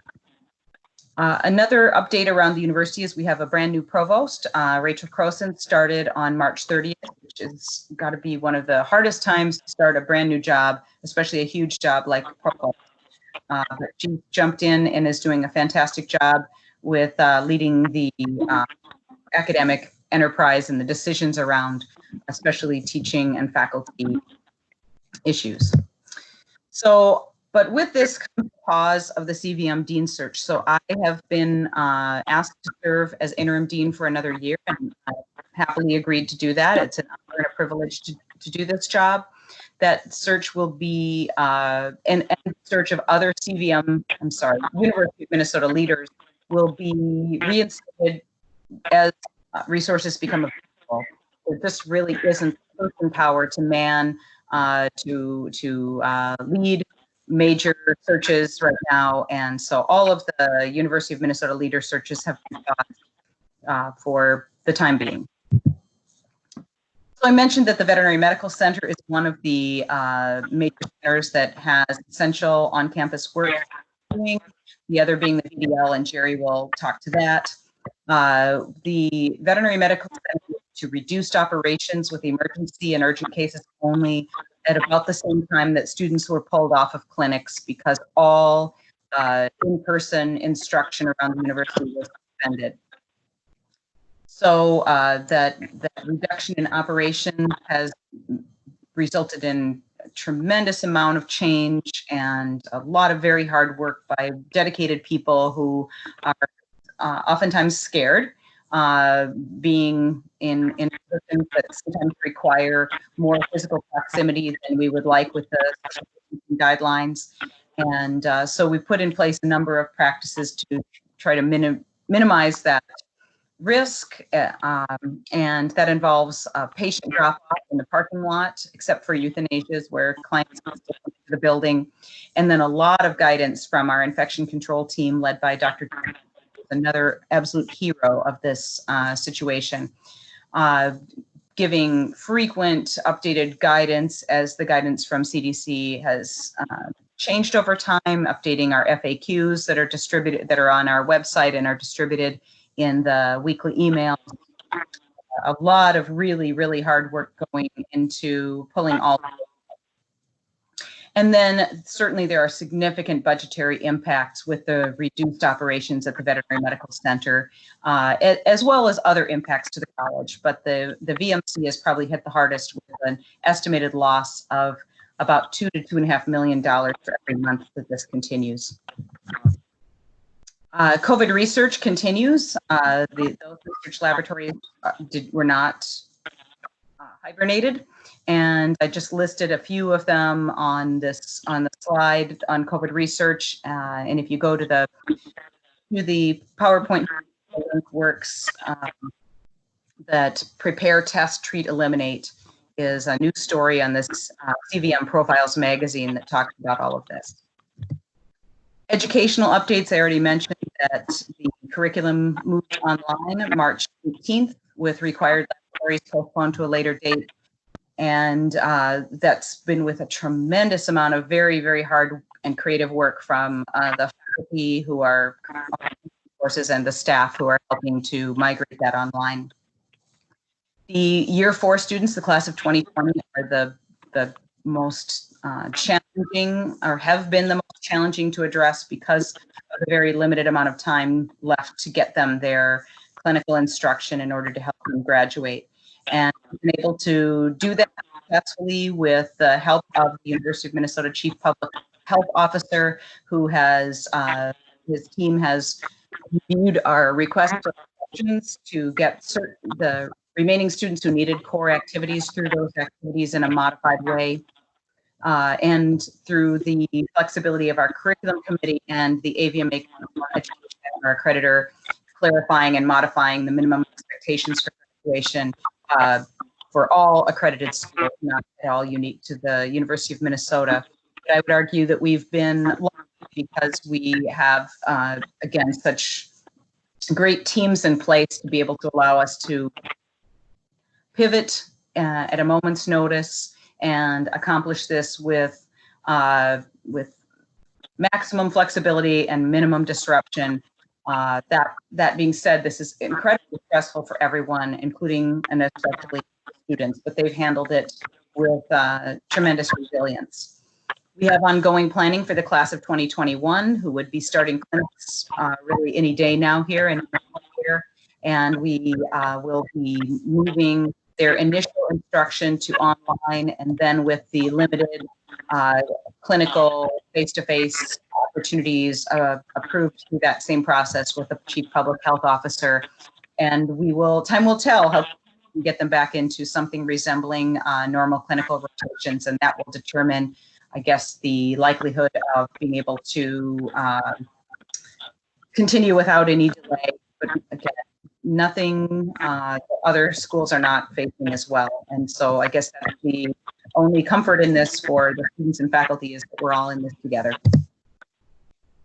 Continuing education and other events. And the slide I put in my PowerPoint, I said everything has been canceled through May 31st. And then after I submitted that yesterday, the new guidance came out that they're all canceled, postponed, or moved online through July. So that includes commencement, and is of course very sad for everyone. President Gable in her communications has mentioned that she has students who are graduating in her family this year, and so she feels this very personally, and I do as well. I have a senior in high school. But the University of Minnesota is working to create a virtual commencement for all of the university colleges, being able to also then create customized virtual events for our students, with the hope to do something in person at a future date. But it's too early to know when that might be or what it would look like. And finally, again, the students have been wonderful and very creative and resilient. The SAVMA students had put together a presentation to share with each other about making the most of their quarantine from the point of view of both physical and mental health, as well as their education. And with that, I will see if there are any questions. Okay, thank you for that report. Any questions for Laura Molgaard? Any questions? Okay, well, thank you. Thank you. It's like moving on to another part of the university, veterinary diagnostic report, diagnostic laboratory report by Dr. Jerry Torrison. Welcome. Thanks, Dean. I'm checking to see if I need to do *6. Can you hear me? I can hear you. Okay, great. Well, thanks. I don't know what everybody else is having for lunch, but I already ate mine, so you don't have to listen to me chew while I talk. Can I get my slides up, Michael? Yep, I'm pulling those up right now, Jerry. Thank you. So, similar to some others, I thought a little background might be helpful, and so not only for Jim, but I know Erica has been to our facility here and probably in Wilmer, but thought a little background would be helpful. And so on the left of your screen is the diagnostic lab in St. Paul, where I'm sitting, and on the right is the Minnesota Poultry Testing Lab in Wilmer. And so those are our two facilities, and we can proceed ahead. Mike, Joel? So wanted to talk just a little bit about some of the different things that we do, cover some of the impact that the COVID-19 has had on us, and how it does and doesn't affect the work that we're doing, and then also just a really brief update on the surge testing equipment funding request at the legislature.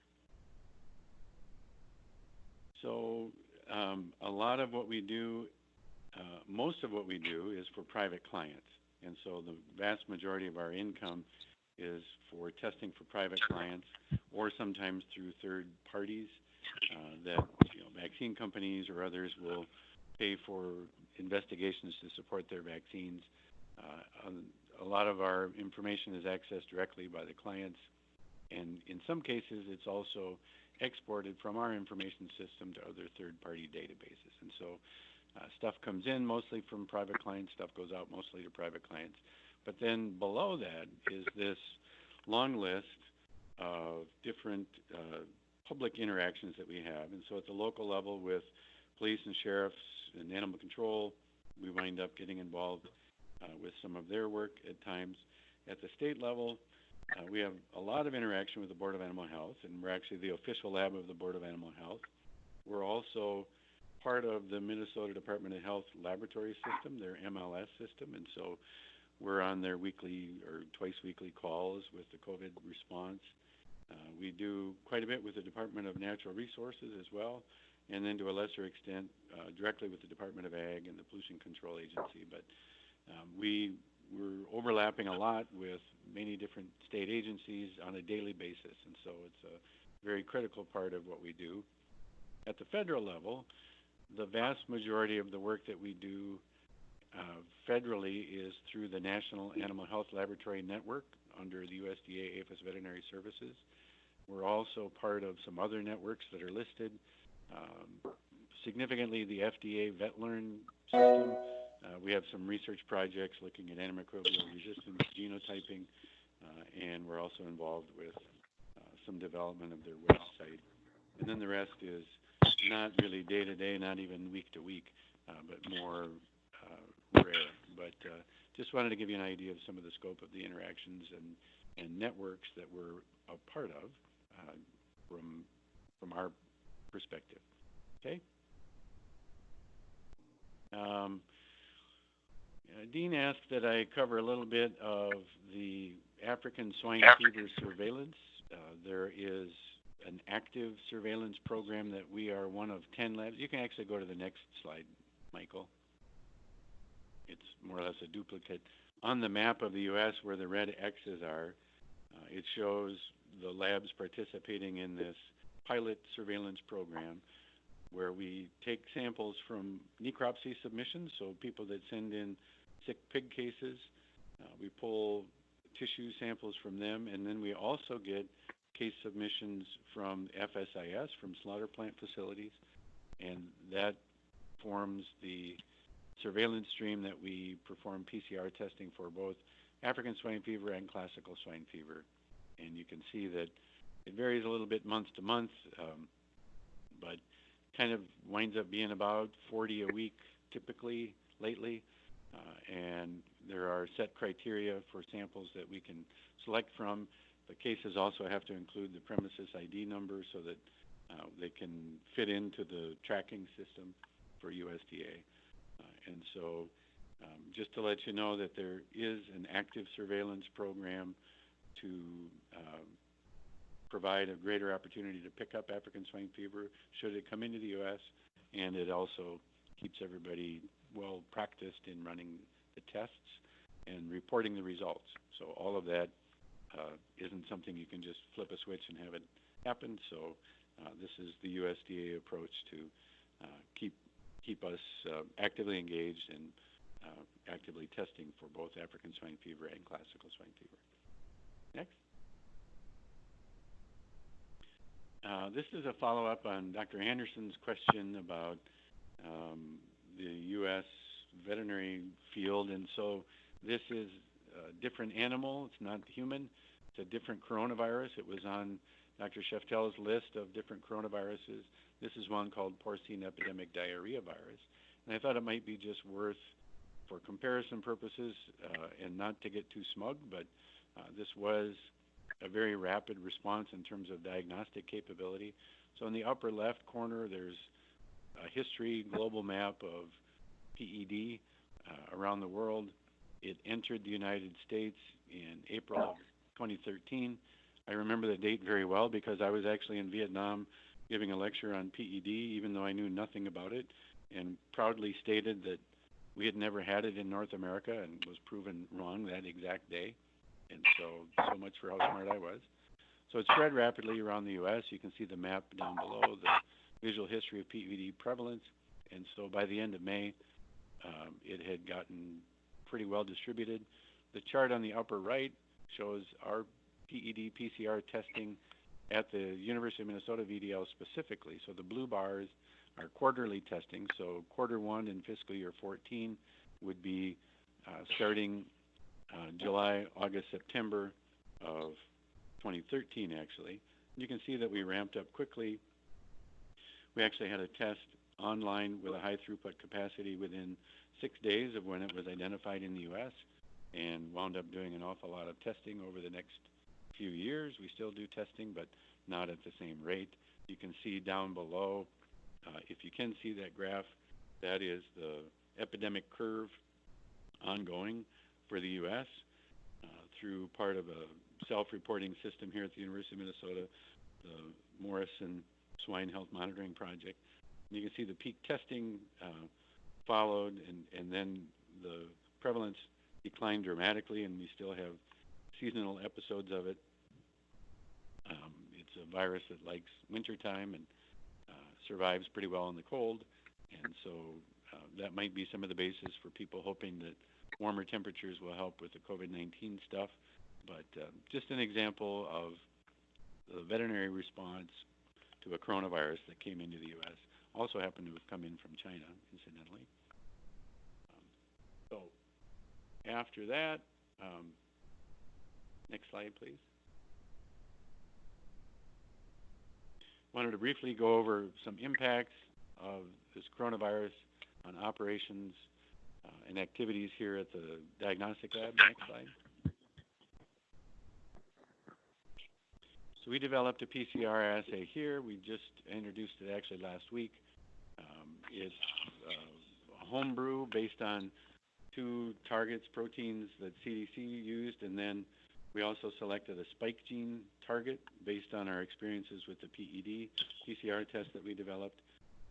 Our format is not one that is commonly used in human labs.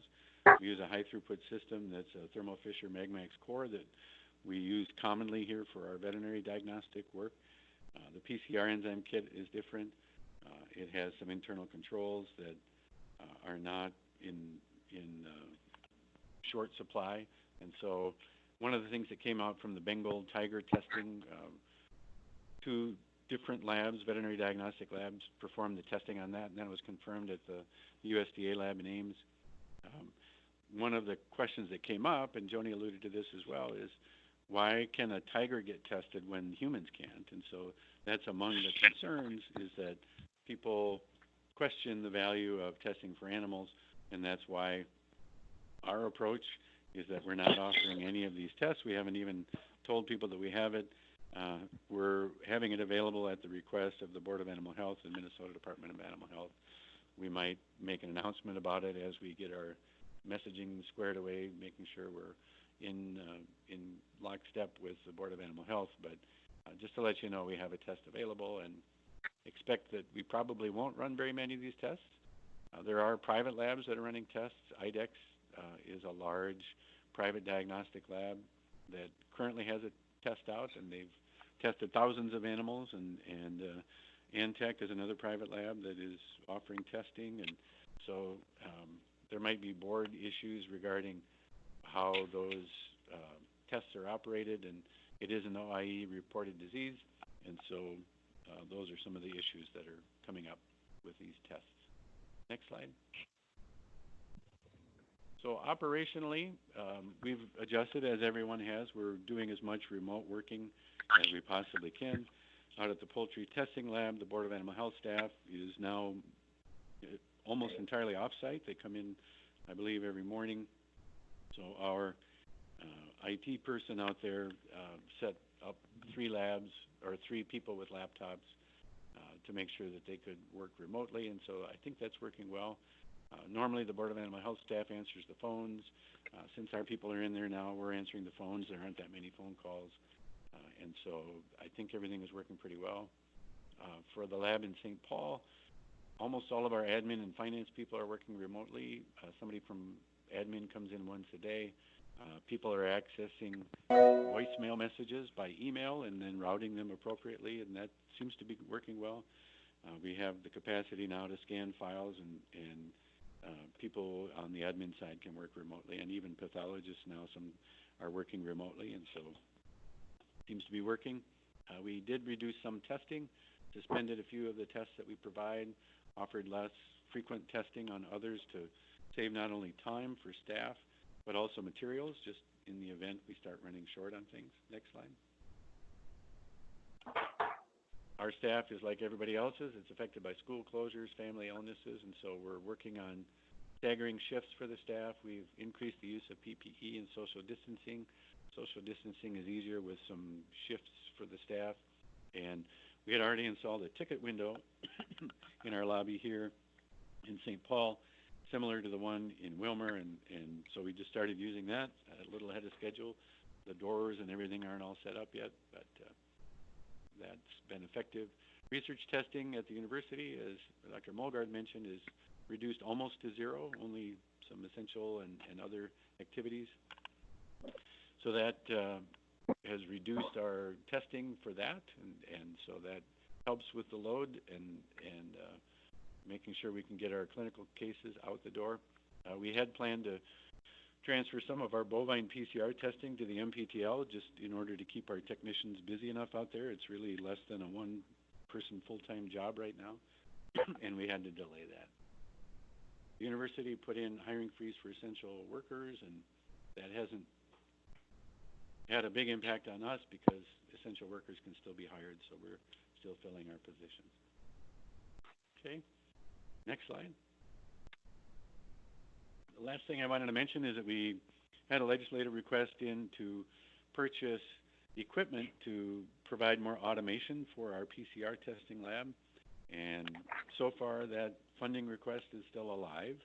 We'll see. They're sort of using the COVID-19 as an illustration of the need for high throughput testing capacity. And so we don't want to exploit a total disaster, but at least people can now understand a little more the need for this. And so we'll see how that goes over the next weeks of the legislative session. And I will be happy to take any questions anybody has. Anybody have any questions for Dr. Jerry Torrison? Any questions? So everybody, this is Beth Thompson. Not a question, but a comment for both Dr. Torrison and Dr. Scheftel. And just generally, I know the National Assembly, which is the state animal health officials, the state veterinarians across the United States, we are trying to coordinate as of yesterday, early today, trying to coordinate a meeting with the state public health veterinarian association. So that would include Joni's group, and then also round it out with talking with our veterinary diagnostic labs that are approved for this SARS-CoV-2 testing. We want to make sure that we're all on the same page and we all understand what the other organizations are doing. So Dr. Scheftel, look for information on that, and Dr. Torrison will keep you in the loop too. Thank you. Thank you. Okay.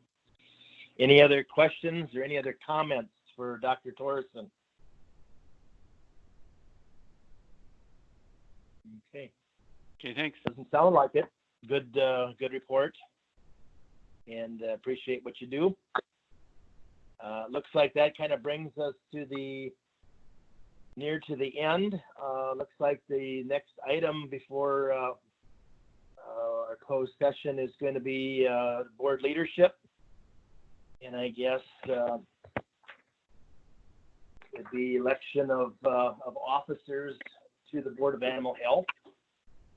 And I guess at this time, I would like to open up any nominations for the position of chairman or president, I guess, of the Board of Animal Health.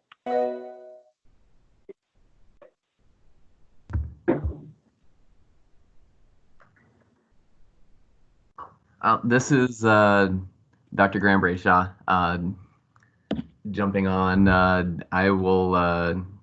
I think you've done a great job, Dean. I know we usually do this not always a public session, but closed. But I'd like to renominate you for continuing on as president of the board. Okay. There's been a nomination for Dean Compart to be president of the Board of Animal Health. Is there a second for that nomination? I'd like Dean, to this is second Erica that. Swatsky. Okay, Erica seconded that. Is there any other nominations? Any other nominations? Are there any other nominations? Okay, well then I guess we'll proceed to vote. We better have, well, we did have discussion. Any discussion? Okay, we'll proceed to vote.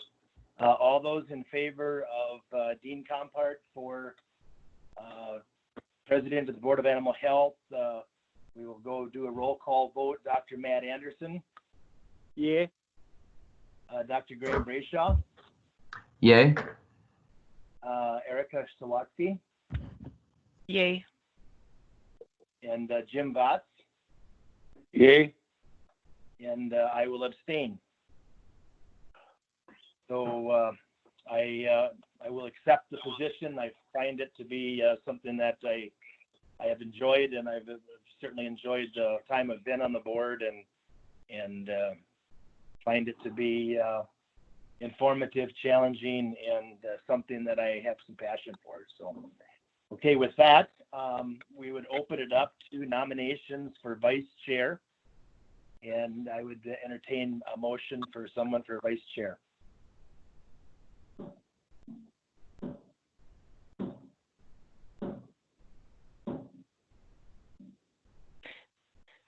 Dean, this is Erica Swatsky. I'd like to Yes. nominate Matt Anderson to continue in the position as vice chair. Okay, so we have a nomination submitted for Dr. Matt Anderson. Is there a second? This is Graham Brayshaw. I'll happily second. Okay, it's been moved and seconded for Dr. Matt Anderson. Is there any discussion? Any discussion? Any more discussion? Okay, hearing none, we'll proceed to vote. Dr. Matt Anderson. I'll abstain. Okay, Dr. Graham Brayshaw, Yay. Erica Sawatsky, Yay. Jim Vatz, Yay. and Dean Compart. I will vote yay. So congratulations, Dr. Matt Anderson, for the vice president's position.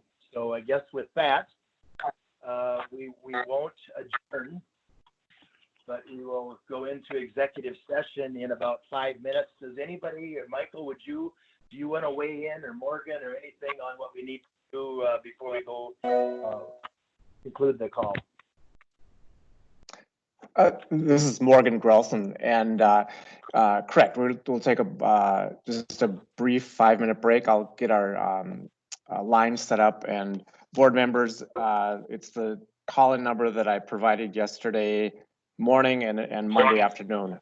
So I just want to check in before we break here. Everybody has those numbers, the call-in numbers for the closed session? I'm just going to quickly check here.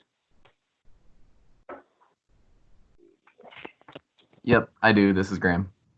Okay. Yep, I have it too. Dean. Jim, you Is that have the it? 88? Is that the 88? I have it also. I'm sorry, I didn't catch that last.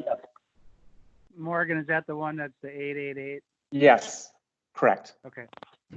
Okay, I'm good. And Erica, you're good? Yep, this is Erica. I got that number as well. Great. Okay, I will set it up right now, and then we'll convene the closed session here in about 5 minutes. Okay, about 12:26 then. Okay. Perfect. Very good. Thank you. Thank you for everybody's interest in the meeting and for the presenters and so forth. It was very informative. So, thank you. Thank you.